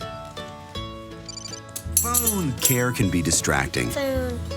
That's why our new Whirlpool Smart Range lets you care smarter with control from anywhere. So life doesn't revolve around your range. Give me that Phillips screwdriver, would you, kiddo? Every day, care. Whirlpool. Your local source for Whirlpool products and service is Bond's Appliance in Gunnersville. For 67 yards. They've run the ball 20 times for 152 yards, so that's the difference in the game. They're a well-balanced team. Last week they kind of beat them. Say those totals again one more time. Passing for Boaz is 67, and then rushing 152. And you know what's funny is when you look at that and you have the prolific passer that you do in Tyler Pierce, guys, you would think that those numbers would be opposite. Yeah. But because we're having to pay such attention, I think, to the pass and play loose in the secondary to keep everything in front of us, that is allowing us to get the underneath handoffs and for them to get 4, 5, 6 yards of carry. And plus, when we're not having to drive the whole field, yeah, you know, that's another thing. True. Tyler Pierce, just a good athlete, had a chance to see him play baseball end of the year. Good ball player, just a good athlete. Absolutely, he's a good athlete. I can see him easily kind of picking his sport where to play in a couple of years. Does he play basketball too? I don't remember, to be honest. I don't know. I hate to say for sure, but my man can play field hockey. He may take that one season off and because he plays so much. Here we go. Boaz will receive. High kick, short kick, returnable. 11-yard line. Here's a return, 15 to the 20. Tries the middle, bounces off left side, being chased 30, 31, 32. Good job by the Boaz special teams. Again, they'll have a good start on their 32-yard line. Won't get credit for it. It was number 4 back for Boaz, which was Dobbins, who brought it up the field. But, Barry, a great job. Special teams got it about the 32, 31-yard line, broke down. Man trying to come all the way across the field.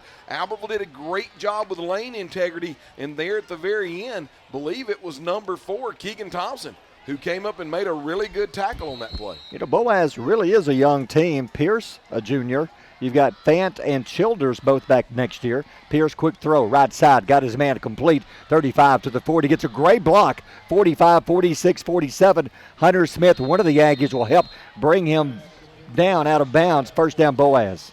Coach, what happened there? Did we have a misalignment in the backfield in the secondary? Because we've got one wide receiver covered, and the one they threw it to was just absolutely wide open. Yeah, we were stacked over there. The receivers were stacked. Defensive backs stacked up. Somebody should have been playing cover 2 over there and sat on the line of scrimmage, but both backed up, and the other receiver just ran the other guy off.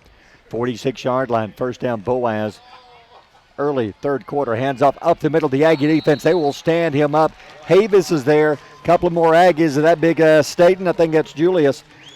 So Julius helps out on the tackle. Yeah, that was a great job there. Right when you needed something positive to happen for the Albertville Aggies defense, the defensive line takes care of business. Havis and J.J. Staten able to come in and stop him literally right at the line of scrimmage. No gain, second down and 10. That was I think Childers. Go back to the how young this team is. Childers is a junior, Fant's a sophomore, and Pierce a junior. All 3 of those are back next year. Hands off left side. Childers tries to bounce it around the corner. Great tackle. Late flag. He's going to be brought down. How about the play by Felis?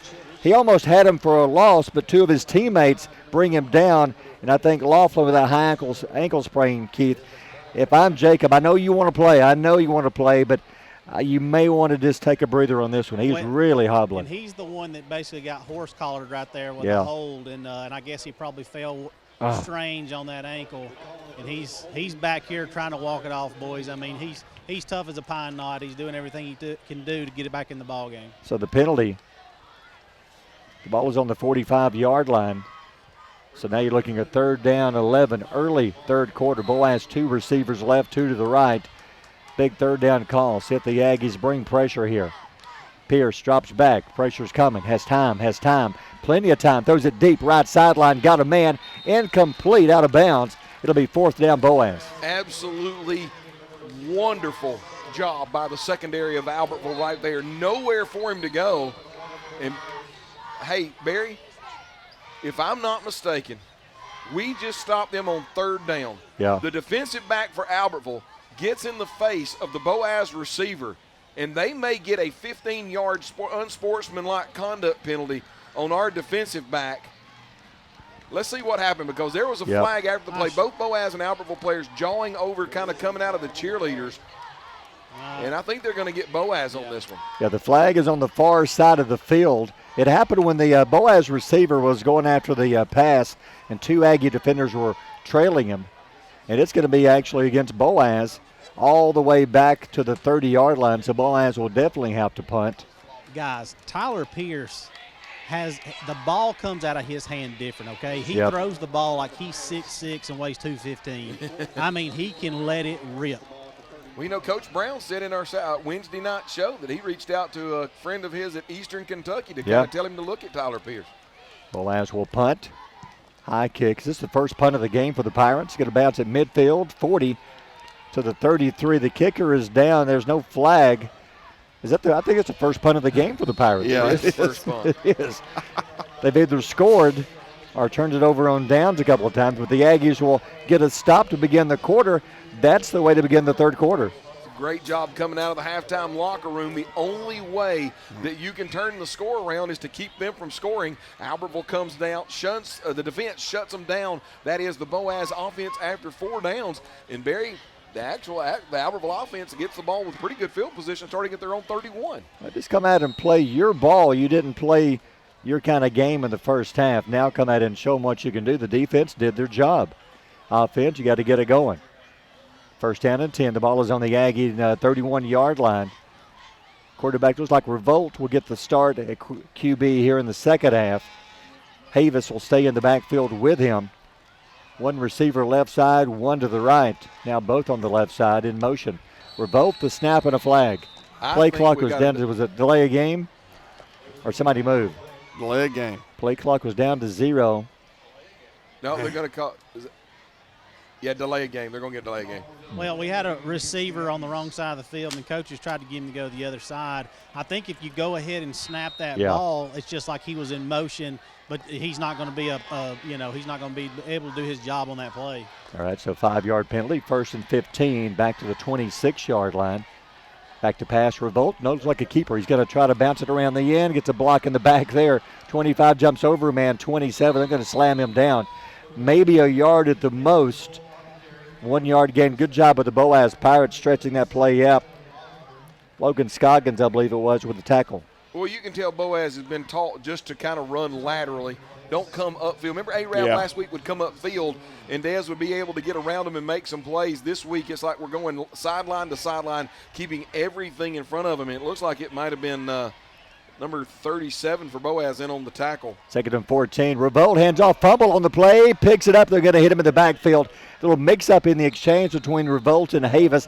You know, sometimes you change quarterbacks a different way of when they put the ball in the stomach from between, I guess, Zuniga and Revolt, and it just bounced free. Luckily, he got it back at a gain of 1. Yeah, Barry, I think that's the key bullet point coming out of that play is that Albertville did not turn the ball over once again inside their own 30-yard line. But credit Dez, calmly picks it up, gets north and south. What could have been a disastrous play at least gains a yard for Albertville. Quarterback C.J. Zuniga checks back in. 3rd down and 13 for Albertville. 9:18 to go in the third quarter. Back to pass. Zuniga looks left side, looks back to his right side, throws it down the sideline, going up. Should be a pass interference, Albertville, and that's what the call is going to be, I'm afraid. Cooper Scott came back just trying to bail his quarterback out, and he shoved the Boaz defender. He was just trying to keep him from getting picked off. Yeah, no doubt in my mind. I believe that was number 21. The cornerback here along the near side, number 21, his last name's Martinez, had played that ball perfectly. Ball a little bit underthrown by Zuniga. Yeah. Cooper Scott having to fight back, but the Boaz defender had position. To be honest with you, Barry, might have been a smart penalty because that was going to be intercepted if he doesn't push it in the back. And he had a good 15, 20 yards in front of him, Chris, had he picked it off. Yep. So with the penalty, they're going to decline it and take the play. It's 4th and 12, 9:10 to go third quarter. Boaz on top 34-7. So Boaz, after getting stopped, Aggies. What are we doing? What happened? The ball is snapped. The ball is it live? Boaz scoops it up. Did they score? Everybody is standing there except for a couple of Boaz players. Well, Albertville's trying to figure out what happened because they thought the play had been blown dead with the whistle. Somebody blew a whistle, and Ramirez down there, one of the defensive linemen, offensive linemen, is going berserk. There was a snap. Everybody in Albertville standing still. Boaz literally just runs upfield, picks it up at the 12-yard line, and runs into the end zone, and that's a touchdown. Somebody in the crowd's got a whistle. I heard it in the first half. And I guess that's why everybody stopped, but I don't know why the ball was snapped. So it's going to count. Yep, it's a scoop and score. 2 players moved, and the other 20 stood there watching it. The ball bounced off Revolt. He was watching it. The kick is up, and it is good.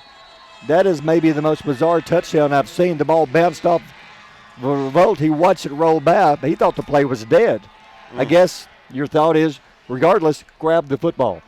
Get on the ball. Get on the ball, regardless. So let's take a timeout. Boaz now leads 41-7. You're listening to Aggie Football on Power 107.5.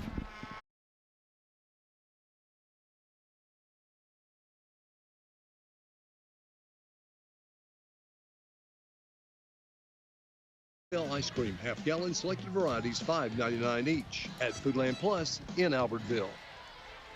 Welcome back. The scoring summary, it's simply we don't know exactly what happened on that play. One of the most bizarre touchdowns I've ever seen. Now, Barry, it was a scoop and score from about 13, 14 yards out. I'm so sorry that I didn't get the young man's number, but we were all just kind of in shock trying to figure out what happened. So here's the kick. Aggies return 10 to the 15-yard line to the 20. Bounces it off. Good run, 25-27. Almost broke free. Still fighting. Good run all the way back almost to 30. Emmanuel Hardaway Hardaway with a good run. Keith, that last play was so bizarre it was hard to even describe what happened. Yeah, I heard in the first half somebody up in the stands had a whistle, so I guess maybe it was blown and everybody else kind of stopped, and the long snapper snapped the ball past the punter, and like you said, one or two Boaz players reacted, went and picked it up and ran it in, and everybody else is standing there like, what in the world just happened? We heard a whistle, so we stopped. Hey, Barry. You're taught, hey, we got to play football to the whistle. When the whistle blows, you stop. Sure. Hey, Barry, while we got a break real quick, just wanted to remind everybody listening to the broadcast that there is a fifth quarter dance tonight in the lunchroom after the game at Albertville High School. Is supporting, I think, the choirs or one of the clubs. So just wanted to make that known to everybody listening to the broadcast. All right, so now back to the action. Aggie football, 1st and 10, 30-yard line. Hands off to Havis up the middle. The big guy driving tacklers, 36, 37, 38. You know, Havis, he's a big guy. He's listed as 6'3", 205. When he comes through, he's got some speed and some power, and he picks up almost 8 yards. Barry, right now, looks like we kind of got a mix and match on the defense. Some starters in there, some subs coming in right now. But you alluded to it just now. Just a good underneath handoff. Havis with the leg drive north and south, offensive right side of the offensive line. That's going to be Bynum and Ramirez just moving some people out of the way. Zuniga hands off. That's Revolt. The brother, there's a flag coming in, 40-yard line. He's close to a first down, but where the flag is thrown, usually that's where you see an offensive holding call. Yep, white hat behind, throws it right in the midst of the offensive lineman, and they're going to get one of the Albertville offensive linemen there on that infraction, being able to hold a defensive lineman in what was already a negative play, Barry. I bet Boaz will not take that negative play, take the 10-yard penalty, and back Albertville up even further. So it'll make it 2nd down and 12. Haven't seen an update on the Fife Geraldine game. We'll have all the scores coming up after 9 o'clock. Last score we had was Geraldine leading 14-0 near halftime. So we'll have all the scores coming up following this game. We'll be announcing our player of the game also. Now in this game it's 2nd down and 12, 8:08 to go, 3rd quarter, Aggie football. Zuniga drops back, has time, now pressure coming in. Ooh, there's a face mask. Got him out. There's 3-4 flags. You got a flag. You get a flag. Everybody gets a flag. And Zuniga's dropped back to the 20-yard line. Barry ended up, got some scores for you while they're trying to sort out all that laundry out there. My beloved Etowah Blue Devils taking one on the chin right now. Fort Payne leads Etowah 47-13. That one in the 3rd quarter. Arab just barely over Brewer in the 4th, 21-13. Gunnersville over Lawrence County, 20-0.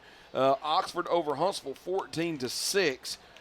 Geraldine, 17-6 over Fife right now. Big time Austin that Albertville will play later. In the season over Decatur right now, 28-0. What quarter is the Geraldine game in, Chris? Is that 3rd quarter, 4th quarter? 3rd quarter.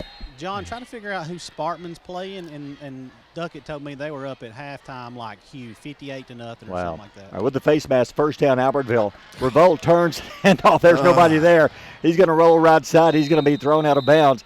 He turned to hand off to the ghost player. A little mix-up, nobody home, so he had no choice but to run. He gets back to the line and gains a yard.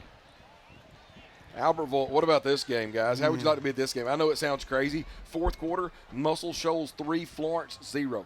Wow. And Florence coming to Albertville next week. Let's hope they bring that 0 with them. Somehow I don't think so. Do you? Nope. Yeah. 44-yard line. It's 2nd down and 9. 7:47 to go. 3rd quarter. Back to pass left side. Got his man. There's a block in the back, but no flag. 40-45 midfield down the 40. Wow, did they miss that one, Keith, from here? There was a definite block in the back by Albertville. We got a break. 1st down, Albertville. Well, we need one. I couldn't tell. I'm on the 6-yard line on the other end, so I couldn't really get a good look at it. But I tell you what, Cooper Scott got some wheels down the sideline. He's fast. Cooper showing some speed all the way to the Boaz 41-yard line.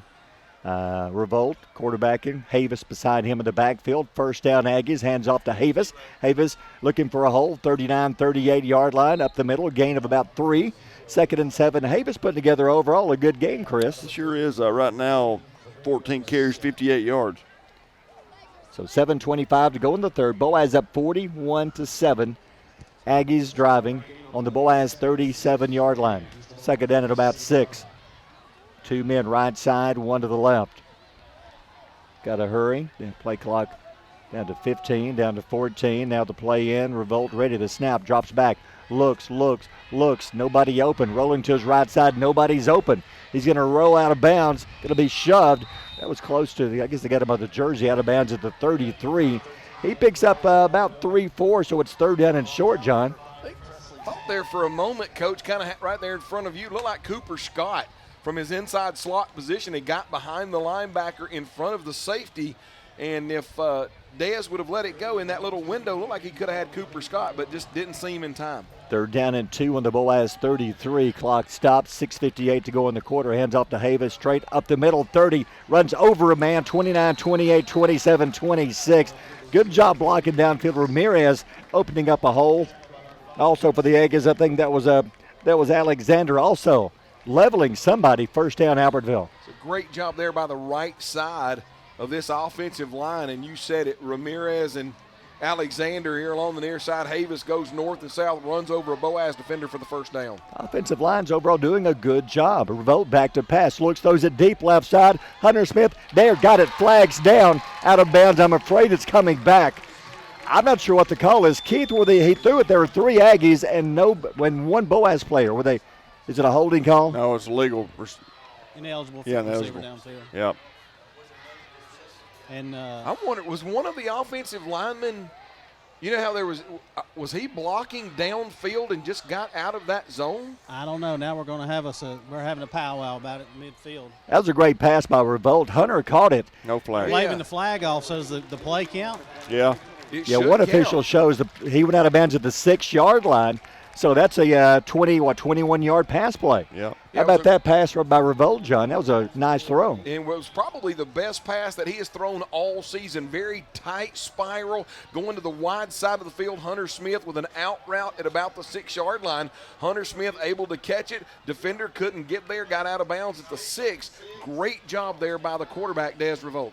6:31 to go in the quarter. Aggies knock on the door, down 41-7. They cannot get a first down. First and goal. The ball is on the 6-yard line.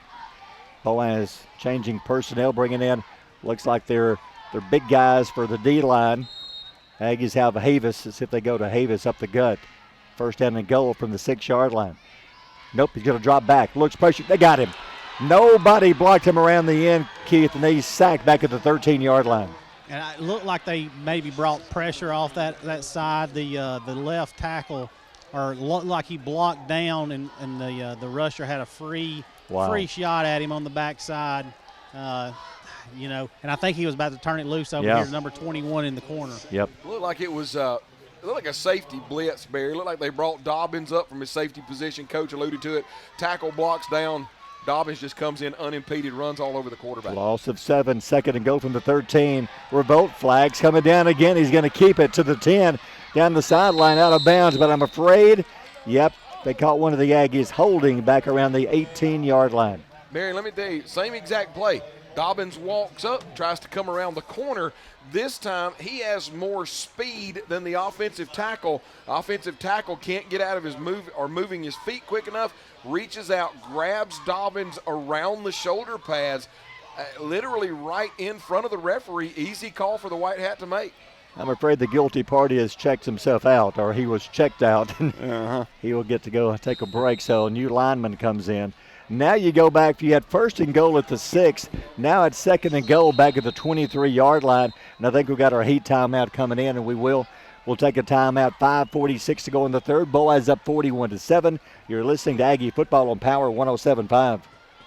Visit Boaz Discount Drugs and Johnson Hallmark in their new location just up the street on the corner of Highway 168 and Elizabeth Street in Boaz. Same helpful, friendly service with personal attention to each prescription. Boaz Discount Drugs is your prescription compounding specialist with custom medications to fit your needs. And Johnson's Hallmark is your source for all occasion cards and gift items. Marshall DeKalb Electric Cooperative is a proud supporter of our community and our local schools, academics, and athletics. Best of luck to all our local teams throughout the season. Our mission at Marshall DeKalb Electric Cooperative is to provide the most reliable electrical service at the lowest possible rate. We strive to achieve our mission with quality and reliable service and a commitment to our consumer needs. We want to be a beacon in each community that we serve. Call or stop by any of their branches and Looks let like he's them gonna go back serve in, you. though. He's Visit their behind coach. website, They're not gonna let him play. libertybaseball.com. Coming out of the heat timeout, it's a nice night, but I think we're probably going to see heat timeouts each quarter for the rest of at least the first half of the season. Here we go, 2nd and goal from the 23-yard line after penalties. Revolt back to pass, under pressure. Here they come. They've got it to knock the ball loose. He was holding the ball out in front of him. He's lucky the ball was not knocked free. He is sacked. A loss on the play. It's now 3rd and goal. 3 plays in a row. 3 plays in a row. Number 4, Dobbins, coming up from his safety position. One time comes unimpeded to get to Dez. The next time causes an infraction on the offensive lineman. And this time runs past the substituted offensive lineman, gets around him. Now, granted, great coverage on the back end, but Dobbins makes his 3rd play for Boaz coming off that corner. 3rd and goal back at the 27. It began 1st and goal at the 6. Back to pass. Zuniga in the game. Under pressure. They've got him. 33-yard line. Boy, the Boaz pressure been relentless the last 3 plays, and they sack him again back at the 32. They lost 26 yards in 3 plays. In Albertville right now, Boaz, whenever Albertville got down in around the 6-7 yard line, Barry, they are just absolutely bringing pressure. I mean, they think that their defensive backs are good enough to cover the Albertville wide receivers. Coach, they're running right in front of you. Right now, the defenders are covering the Albertville receivers, and it's the pressure that's getting to Dez. 4th down, you got to go for it, and they are. The ball is on the 32. 4th and goal, you have to score. You cannot get a first down, so pretty much you got to throw in the end zone, period. 4:26 to go in the quarter. Back to pass. Zuniga throws it right sideline. Got a receiver. Revolt going up, intercepted. 5-yard line to the 10. The return to the 15. Tries the right sideline. 20, 25, and finally shoved out of bounds around the 30. And Boaz will take over. That's as good as a punt, except the return was very good all the way back to the Boaz 35-yard line. Yeah, I kind of think that's exactly what the play was. It was either going to be a touchdown or you were going to get an interception inside the 5-yard line. Boaz able to get the interception at the 2, and then their defender, and I believe it was number 12, it was Fawcett, I believe, that intercepted that pass, and then literally transverses the field, picks up some blockers, and he's not pushed out of bounds until he gets back out to the 31-yard line. We'll see some new players come in. So far, Boaz, Tyler Pierce will stay in for the Aggies. Maybe Hendricks has checked in, number 88. He's played off and on in the game. First down, Boaz. Turns, hands off. Quick pass left side, incomplete. 31-yard line, trying to hit his back out of the backfield, incomplete to Dobbins. It'll be 2nd down and 10. Tyler Pierce right now, and I think, there's a lot of people saying, why would he still be playing in this game? I really think that Coach Sullivan, you think about last week, he kind of had a performance where they didn't do as well against Jacksonville, and this is one of those where he's able to kind of get back on track. Yep. Hands off to Childers up the middle, got a hold, 35-40, 41, a gain of 9. Making the tackle for the Aggies. That was almost a touchdown-saving tackle.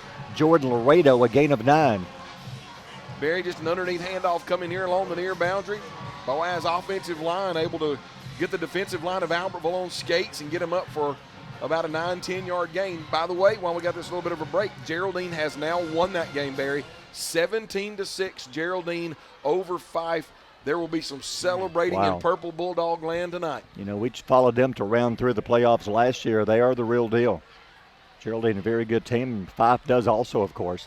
3rd down and 1, hands off up the middle, gets to first down, 40-45, runs over a tackler, 44-43. What a run by Childers. Broke a tackle at the 45, takes it across midfield to the Aggie 43-yard line. Barry, this might be where you're getting into the latter part of a game. It's warm. And we're just young, and we don't have a whole lot of horses in the barn right now. And Boaz has been able to substitute. They've been able to put different running backs out there. And right now, Boaz just looks like the fresher of the 2 teams on the field right now. Would you agree, Jude? I agree, man. Number 24, Jude Fan, has checked in for the Aggies in the secondary. Boaz first down, 3:03 to go in the quarter, up 41-7, driving again on the Aggie 43. Pierce hands off Childers straight up the middle, 40, 35. He's dragging people now to the 33-yard line. Finally making the tackle downfield was Bryson Parker. He is holding on, and it's a gain of about 10.5. First down, Boaz. Coach, it looks like that Boaz offensive line that Coach Sullivan spoke so highly about is just literally taking this game over there against kind of a beleaguered Albertville defense right now. First down and 10. Ball on the Aggie 32-yard line. Pierce, clock running, 2:35 to go in the third. Childers behind him, 2 receivers right side, hands of Childers straight up the middle. 30, 29, 28.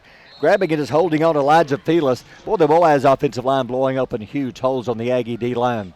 And Barry, what about this? Did you notice that Albertville actually played that kind of well? But, Coach, when they made the tackle, the fresher running back able to take kind of an exhausted Aggie defender and move him back about 4 yards. Wow. Yeah, the offensive line is starting to really wear on the defensive line. And you've got several guys that are some not starters, some backups in there right now. Yeah, gain of 4, second down and 6. Quick pass, left side, throws, got his man, 25-20. Fighting to the 15, to the 14. Finally going down 13-yard line. He would not go down. 3-4 Aggies make the tackle. Making the tackle. There's a whole bunch of Aggies over there. One of those, Hunter Bowman, checks in, makes the tackle. Coach Harbor, who's the defensive coordinator, literally comes all the way out to the numbers. We're supposed to be doing away with the blindside block. They throw the inside, or throw it just quick pass out here to the near boundary. Running back's going upfield. Judd Dalrymple is turning, never sees the other wide receiver that literally hits him in the chest. Okay, so there's the blindside block. But then the wide receiver stands over Judd and absolutely taunts him at the 23-yard line. And I mean stood over him, taunting him that he knocked him down. So not only do we not get 15 yards for the blindside block, but there should have been 15 yards for the unsportsmanlike conduct penalty. And Tony Harper, the defensive coordinator for Albertville, literally out at the numbers, giving it to the white hat, who I think absolutely just completely missed it on this play. And now Coach Brown's out there looking over Judd. But I guarantee you before this thing's over with, or while they were over there, I guarantee you there were some things said to that white hat, because that was just absolutely uncalled for. 2, what should have been, I believe, in my opinion, 2 15-yard penalties. Well, Dalrymple's a tough young man, but he was had his clock cleaned on that one. Well, when you don't see it coming, absolutely. Barry, and they're trying to get away with that. Yeah. I mean, trying to get rid of that now, when I was in there, Coach, tell you get your head on a swivel, but they're trying to get rid of that in the game now. Hunter Alford checks in, number 59. He's in the game for Albertville. First and 10, Boaz 13. Hands off to Childers, trying to cut around the right end, gets away from one man, stops, cuts 10, 9, 8, 7. He will not get in. He's going to be well short of that, close to a first down. A gain of about, let's see where the mark, a gain of 7. It'll be second and short with about 1:13 to go in the third quarter. Great job there by Albertville extending that out to the line of scrimmage. And believe it or not, Barry, number 26, Jesse Gonzalez, a 5'9", 166-pound sophomore, coming up making a solid tackle out there in space. So it's going to be second down and short. Under a minute to go in the quarter. The ball is on the Aggie 7-yard line. Boaz up 41-7, threatening again. Pierce out of the gun, hands it to Childers. Childers up the gut, 5, 4, 3, 2, 1, easy touchdown. Boaz, 47-7. Barry, that was nothing more than just an offensive line that gosh, there was probably 3 or 4 pancake blocks on that. And the underneath handoff, once he got to the line of scrimmage with 3 or 4 pancake blocks in front of him, great blocks by one of the inside slot wide receiver. The running back runs absolutely untouched into the Aggie end zone. They just wore the Aggie defense down on that drive, Chris. Yes, absolutely. Now for the point after, 43 seconds to go in the quarter. The kick, it's in the air. It barely got in. It's good. We'll take a timeout. 43.7 to go in the third. Boaz on top, 48-7. You're listening to Aggie Football on Power 107.5. Everything that we do, we try to do the right thing, own our core values and our statement of purpose. That's the way we live each day.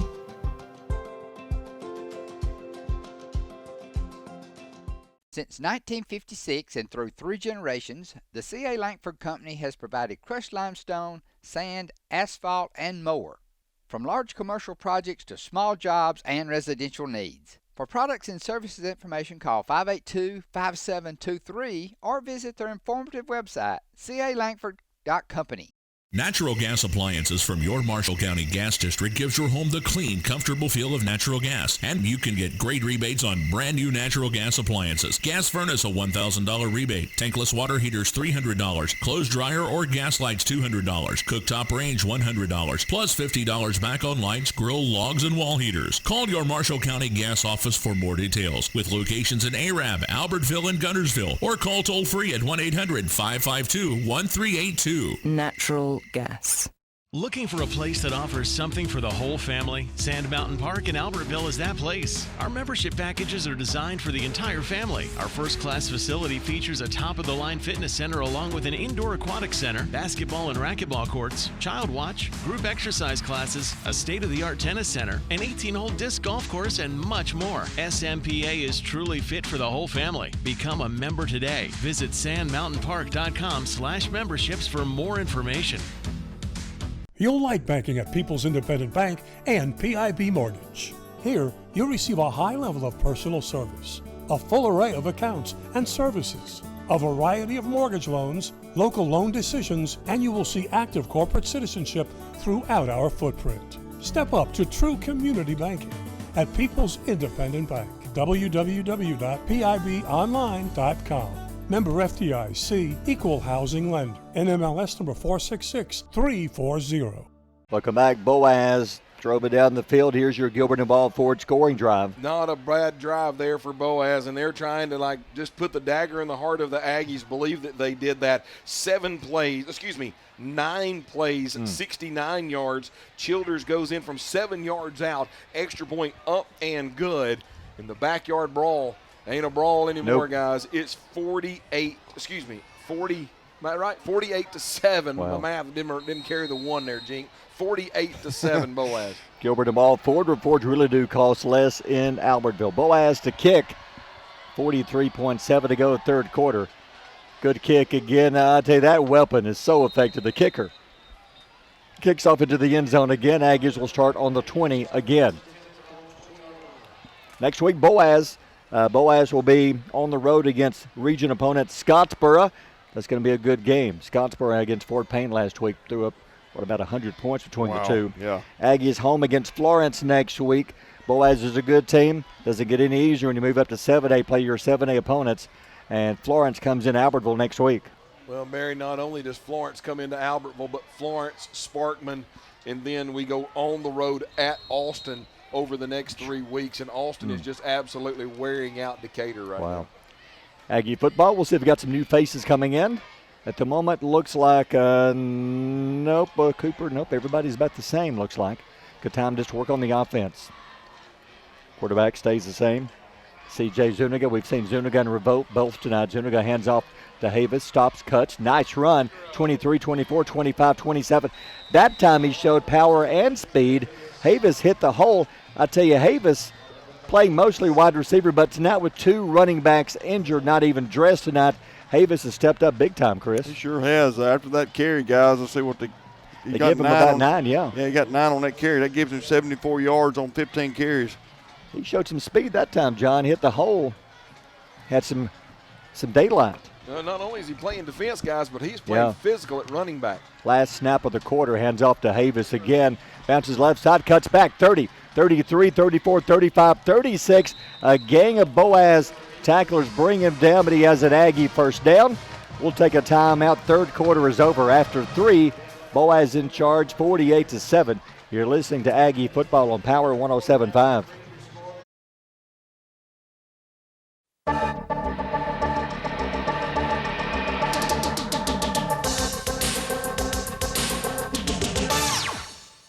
Winning team of bankers today.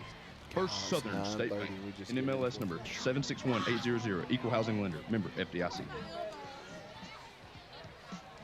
Fourth quarter coming up, 48 to 7. Boaz on top. Aggies with the ball first down on the 37-yard line. Not seeing any new faces. Boaz has looks like some new numbers out there, but the Aggies pretty much the same starting lineup. I don't blame Coach Brown, and you got things to work on. Let them work on it. Back to pass. Zuniga has time. Pressure now coming. Being chased. They got him. Back at the 29-yard line. Boaz is pinning their ears back and just going and get them. That time it was, I think, Bennett made the tackle for a big sack. Yeah, that's Braden Bennett coming from his outside linebacker position and just comes off the corner. And, guys, right now, and I understand our guys are playing, both sides of the ball, got some young players right now. But, Boaz is just pinning their ears back coming off the corner, and our offensive tackles aren't getting back in their stance or getting back set quick enough. And some of these experienced defenders are getting around them and in the backfield and just nowhere for the quarterback to go. Loss of 8, 2nd and 18. Zuniga turns, a little delay, handoff up the middle, 30, 35, flags coming in. Laredo, a nice little run straight up the middle, but maybe coming back. Well, he's still officially not down. Now they blow the whistle, but they never put him on the ground. I think they're going to get Boaz for a face mask because Laredo's head turned in the middle of that pile. And let's see if they don't get, 15. I think it's a 15-yard face mask penalty. On the play, he gained about 3, but if it is the penalty against the Pirates, which looks like they're marking it off, that'll give the Aggies a first down to about the 40-yard line. Yep. No, wait a minute, yeah. No, they're moving it to the 40, so it's not a first down. So was it, yeah? Okay, they move it to the 40, so now it's 2nd down and 8 after the penalty. So early fourth quarter, Aggies down 48-7 with the ball. Zuniga, play action, back to pass, has time, throws it deep, throwing it short, coming back, almost came back and made the catch. It's a one-hopper. Had the receiver open. Cooper Scott was open. I'd say Cooper Scott has some speed, Keith. He was open, but he was underthrown. Yeah, he was. Looked like the wind caught that one again, kind of got it up there and floated it. I think that probably is a completion without the wind. Yep. Zuniga's out there, guys, with a hurt throwing hand.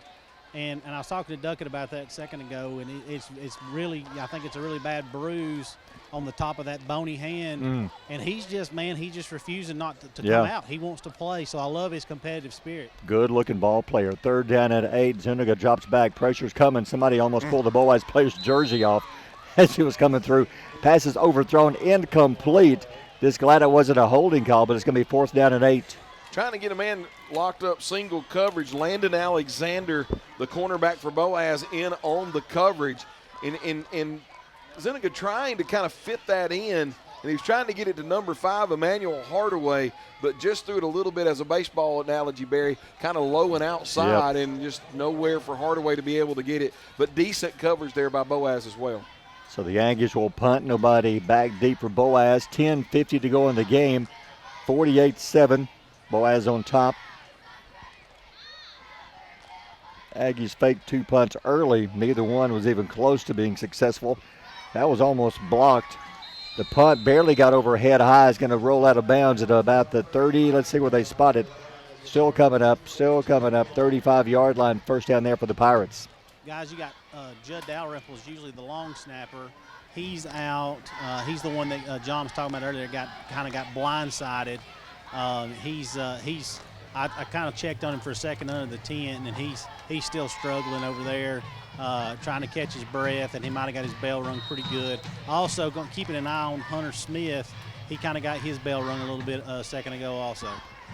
Number 60, Maddox Beck in the game for Albertville. We got some new players. Looks like Boaz, have they changed quarterbacks? I believe they have. Nope, they have not. Hands off up the middle. 39, 40-yard line. He's still fighting. They're going to drive him backwards to the 35. They lead Pierce in. Checking some of the new Aggie players in. Looks like they've got some. Is that Mason Froelich in the game? Number 30, he's checked in. Yep, Mason Froelich's checked in the game. You mentioned Jesse Gonzalez, played some earlier. He's back in. It's like a new D lineman. Look like Cooper McClendon, a freshman back here in the deep secondary as a safety. 15, is that John Paul? Yep. He's in. And the bad thing is, Barry, look across at Boaz's offense. Yeah. I mean, I'm a little surprised they haven't changed some players because you got a big region game next week. Is their starting running back still in number 8? 5 is in the other one, so they're leaving. So they got a timeout. We'll take a timeout. 9:52 to go. 48-7 Boaz. You're listening to Aggie Football on Power 107.5. Looking for a place that offers something for the whole family? Sand Mountain Park in Albertville is that place. Our membership packages are designed for the entire family. Our first-class facility features a top-of-the-line fitness center along with an indoor aquatic center, basketball and racquetball courts, child watch, group exercise classes, a state-of-the-art tennis center, an 18-hole disc golf course, and much more. SMPA is truly fit for the whole family. Become a member today. Visit sandmountainpark.com/memberships for more information. People's Bank is my go-to place for banking. When you deal with People's, their goal is your success. Here at People's Bank, it's more about a relationship. I know my bankers, and I've got their cell numbers. I just call them. If we had been with a larger bank, we would have just been a number. We're supported 100% by People's Bank. They're our neighbor, they're our friends. We're part of this community. I went to People's Bank because I knew they were going to take care of me. People's Bank treat us like we're the most important client they have. With gas prices and inflation at an all-time high, Alexander Ford understands it's tough out there. We do not want to be just some dealership, we want to be your dealership. For all your sales, parts, and service needs, we believe we can save you money. We have new inventory on the way, a fully stocked parts department, and an award-winning service department. Alexander Ford has been family-owned and operated for over 50 years in Boaz. We want to be a part of your family. At the Carpet Store, Highway 431 in Albertville, we're more than just our name. Sure, we're carpet, but we're so much more. We're ceramic floors, showers, backsplashes. We're hardwood, laminate, and luxury vinyl tile. We're installation supplies, vinyl flooring, and remnants. Why not visit our beautiful showroom and let our professional sales staff show you all the things we are? The Carpet Store, Mosley Flooring, Highway 431 in Albertville, where we're so much more than just our name. Timeout, second down and 9:52 to go in the game, 48-7, Boaz on top. We'll have the high school football scoreboard coming up following this game. Barry, also, just wanted another reminder following this game. Remember the fifth quarter dance that Albertville's having at their own lunchroom. I think it's going to support show choirs. One of the clubs is doing it. I think it's show choir, to be honest with you. All right, second down and 9. Pierce out of the gun. Pierce turns. Nope, new quarterback in. He'll turn, hand off. He's going to be stopped in the backfield, so Boaz making some changes. And that was not Pierce. New quarterback. It's a Braden Bennett, I think. Is that 17 switch to quarterback, I believe? Yep, Braden Bennett, 5'9", 140-pound sophomore in on the quarterback. I believe that's the son of that Kyle Bennett's son. I think so, yeah. I think that's Kyle Bennett that was of Boaz glory and fame back in the day. Jonas Cornelius, number 29, you running back. Is that 29 or 24? Can't that's see. A 24. So if it's 24, that's Brady Montgomery. Nope. Pitch back right side. Tries to cut around the corner to the 38-yard line. They'll bring him down. Hey, that was a great job. 88. Number 88, Draven Hendricks, a 5'9", 157-pound sophomore, coming down the line of scrimmage, did a great job of playing the running back, able to get in his legs, make a great tackle, makes an upcoming fourth down and about 6, Bear. It was 29, Jonas Cornelius on the carry. Boaz will punt the ball away. 8:41 to go in the game. Boaz jumped on top. Childers, 1-yard run, 9:40 to go in the first quarter. Pierce added a 34-yard run, 14-zip. Aggies cut the lead down to 7. Zuniga, 13-yard touchdown pass to Hunter Smith, and it's been all Boaz ever since. Good kick. It's going to roll down the 10 to the 5 towards the goal line into the end zone. And that's where the Aggies will bring it back out to the 20 and start there. Not the first time we've started at the 20 tonight, is it? No. Nope. The special teams for Boaz have played outstanding tonight. Yeah. Both sides. I mean, they've stopped us on 2 fake punts. Yeah, and when you have an all-state kicker, I mean, just absolutely. What about this? 8 of 11 Albertville drives have started at their own 20-yard line. I mean, that's just tough. Yeah, I mean that is a weapon. I mean, if I'm giving player of the game for them, it's going to be between the quarterback and the kicker. I mean, exactly. he's been that good in this ball game. All right, Des Revolt comes back in at quarterback. In the backfield, he'll keep Laredo. So again, Aggies came into the game with the number 1 and 2 running backs out, not playing tonight.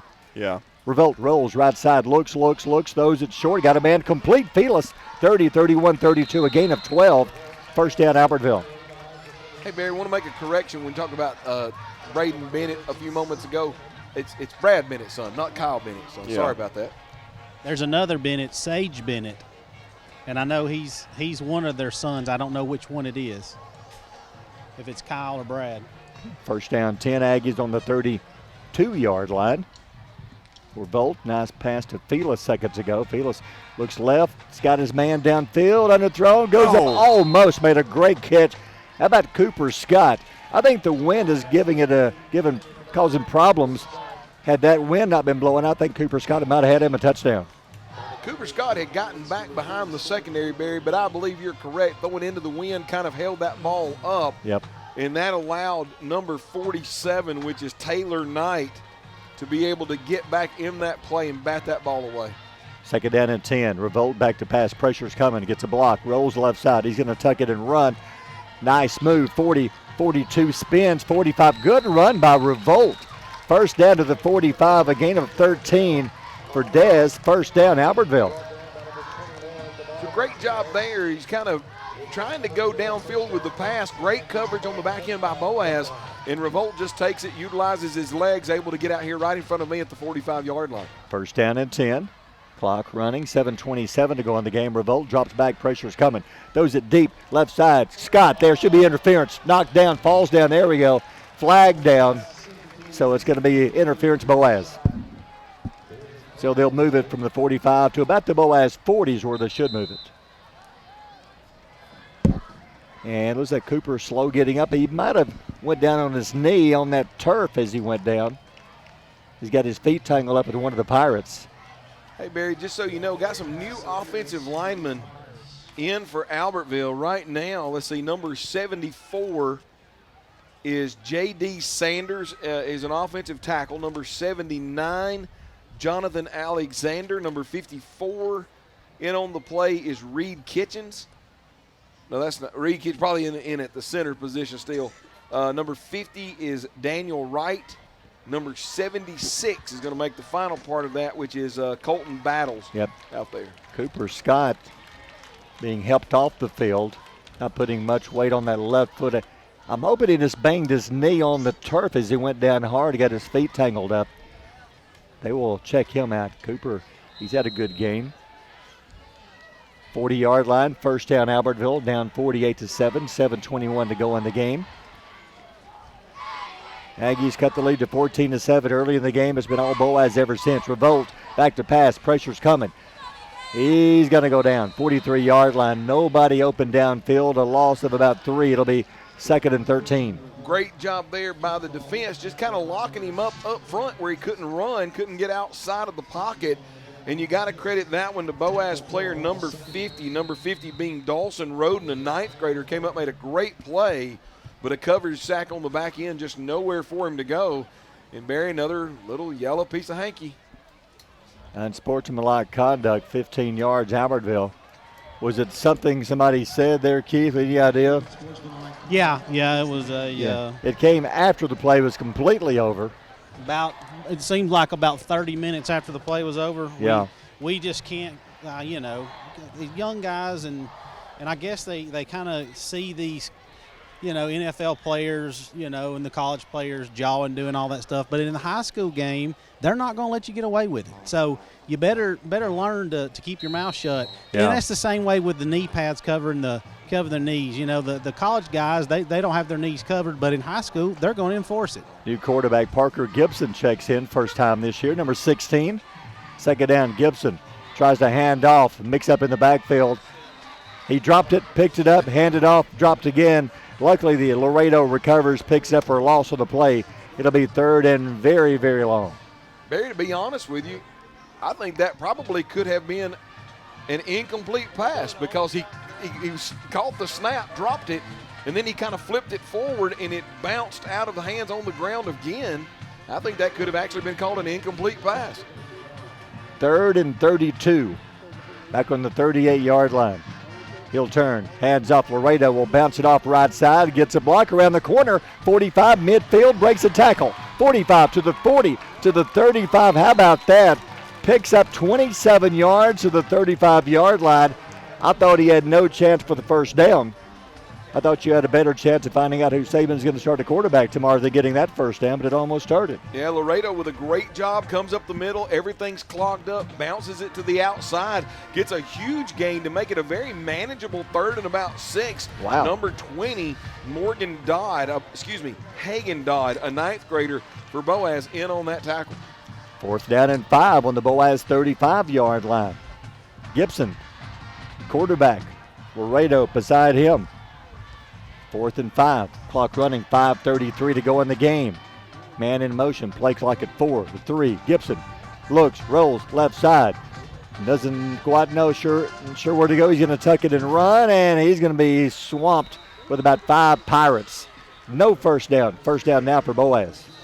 I think Parker, Coach, it looked like Parker may have had a seam literally to run north and south, kind of between the guard and tackle area, and just opted to bounce it. But that's just youth. That's going to come with youth, where he needs to see that hole a little bit quicker, get north and south. But the young man's doing a great job right now. Well, yeah, you talked about it earlier. I can't remember what player we were talking about. Maybe it was Dez, where, when he's used to playing with younger guys, or if he was playing with some JV guys, he could make a move, put a foot in the ground, get outside, and just go be athletic. When you're playing against these varsity kids, if you've got to follow your blocks and do what you're supposed to do, you can't just be uber athletic and get out there and do it by yourself. You got to follow your blocks. So Boaz will take over, 36-yard line, 5:20 to go in the game, up 48-7. It's like some more new faces in for Albertville. We'll try to see some names coming up in just a moment. And first down, Boaz, 36-yard line. Quarterback turns, hands off up the middle. He is popped in the backfield. Good job of the Aggie defense. 2 Aggies. Let's see here, the first one on the play was. You got 59 and 56, Barry. Hunter Alford. And 60 was there too. Bannister also made the tackle. And 60, Maddox Beck. Way to go, guys. Loss of a a yard. Young kids in there now. Yep. Yeah. Is that another Boaz quarterback? 14, Will McCamey. McCamey hands off left side, bounces around the end, 30, 35, 40, cuts back, 45. Good run, almost gets to Boaz first down. It'll be short by about a yard. No, Barry, they're actually going to give him They the are first going to give down. him the first down. And let me tell you, it happened right in front of me. When the Albertville defender tackled him to the ground, the Boaz running back was on top of the Albertville defender, and when they rolled over, where he would have been about a half a yard short, when he rolled over the young man and finally came down, he was able to move the chains. First down, Boaz on the 47, 4:21 to go in the game. High snap, pulls it down, hands off, bounces it off left side. 49, midfield, a gain of 3. New running back in the game, I believe. Couldn't see the number from here. It's going to be number 24, Bear. So it's going to be second down at about 6. We'll have to go to you for the name. When it gets close to 10 o'clock, my vision shrinks. I think that's Brad McCamey. Or Brad. When you work on your third hour of a game, it's Brady McKinney. Tough to see. Second down and 7, 49-yard line. High snap, pulls it down, bounces right side, being chased. Going to stop, cut it, going down, 46-yard line. Laredo. I think Laredo. Yeah, he's a ball player, offense and defense. Yeah. Well, he's been giving his life back there in playing linebacker and coming up and making those tackles on linebacker, but then also literally as soon as they make a stop, he's got to go be the running back, and then he's kind of taking some licks. So Laredo having a great night for that young man tonight. 38, Jakari Kirkland was in. Now he checks out for a play. Boaz third down and 2 on the Aggie 46-yard line. 3:03 to go in the game. High snap, pulls it down, hands off right side. 40-yard line hit, stays on his feet, steps out of bounds. 35-yard line. Just an underneath handoff right there, coming literally right in front of me in the press box. Had a great kick-out block, great blocks here along the near boundary. And then the running back for Boaz, number 35, which is Cooper Horton, a 9th grader, able to get north and south, turn it upfield, and get all the way into the Aggie 35-yard line. 35, first down and 10, Boaz. Quarterback McCamey running the offense on this drive, 2:34 to go in the game. 2 receivers wide left side, 1 to the right. First down, Boaz 35. Hands off, fumbled, quarterback falls on it. Loss of about 3, maybe 4. Coach, that's where you have a young quarterback and a young running back. Running back wants to take the ball. Quarterback sees that he's fixing to get tackled from behind, wants to pull it, and ends up with the ball on the ground. You take two young guys like that, usually it's either both of them want the ball and they're both wrestling for it, or they're both don't want the ball and they're trying to push it away from each other. 2nd and 13 on the 39. McCamey, high snap, hands off right side. 40, got him by the shirt tail, brings him down. That's good hustle for the Aggies. That was big 79, Jonathan Alexander. While we got a chance, looking at our player of the game, the Legends of Albertville player of the game, what do you think? I think right now that over the next minute and a half, I would say that mine is between Zuniga, the quarterback, and Xavier Havis, the running back. It might come down to what Jink tells me on the stat sheet here in a minute.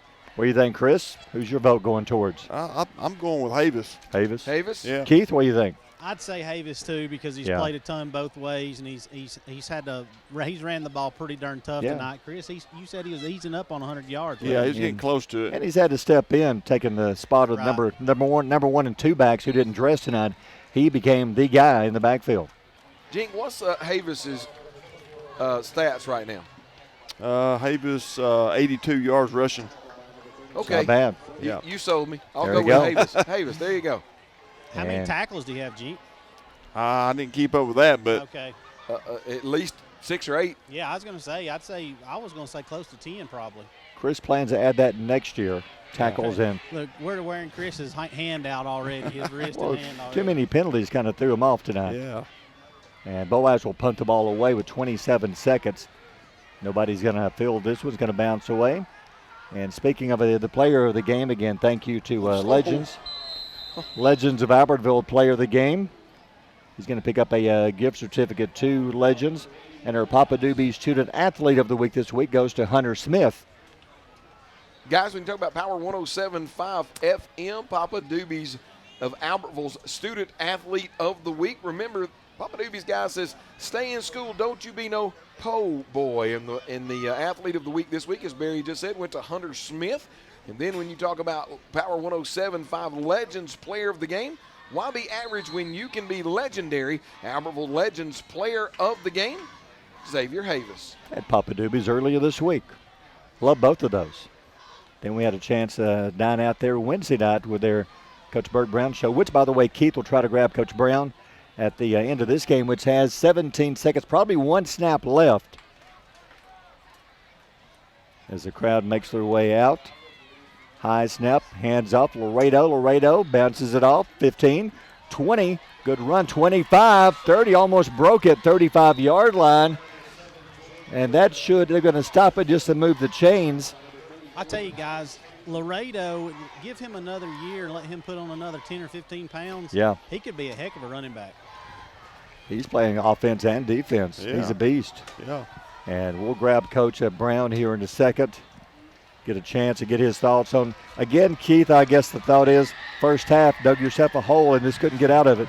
Yeah, that's kind of the way I saw it. I mean, there were so many just fluky, goofy plays in this ball game. First half, you've got probably 3 just mishaps on special teams, and then the penalties, man. Yeah. Just shoot yourself in the foot with penalties, and then you come back out and you have that goofy the whistle blows punt thing, whatever that was. Without some of that stuff, it's a 21-7 ball game. Sure.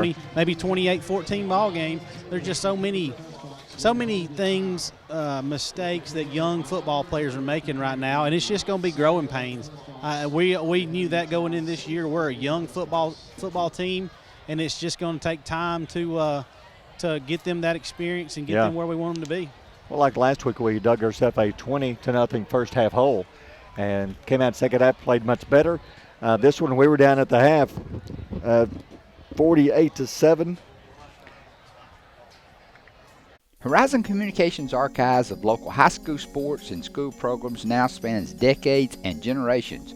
covering multiple sports and programs. DVDs of these memorable events make the perfect gift for any occasion, and the cost is simple and affordable. The first game or program DVD is $20, the second game or program is $15, and then any others are only $10 each, all on their own individual DVD. Pre-1990 games converted from coaches' films are as low as $5 per game. We have hundreds of games from the late 50s on up. Give us a call at 256-582-7373, message us on Facebook, or email mharden@horizoncommunications.net to check the availability of your desired event. Let Horizon Communications help you with the gift of video to be treasured for a lifetime.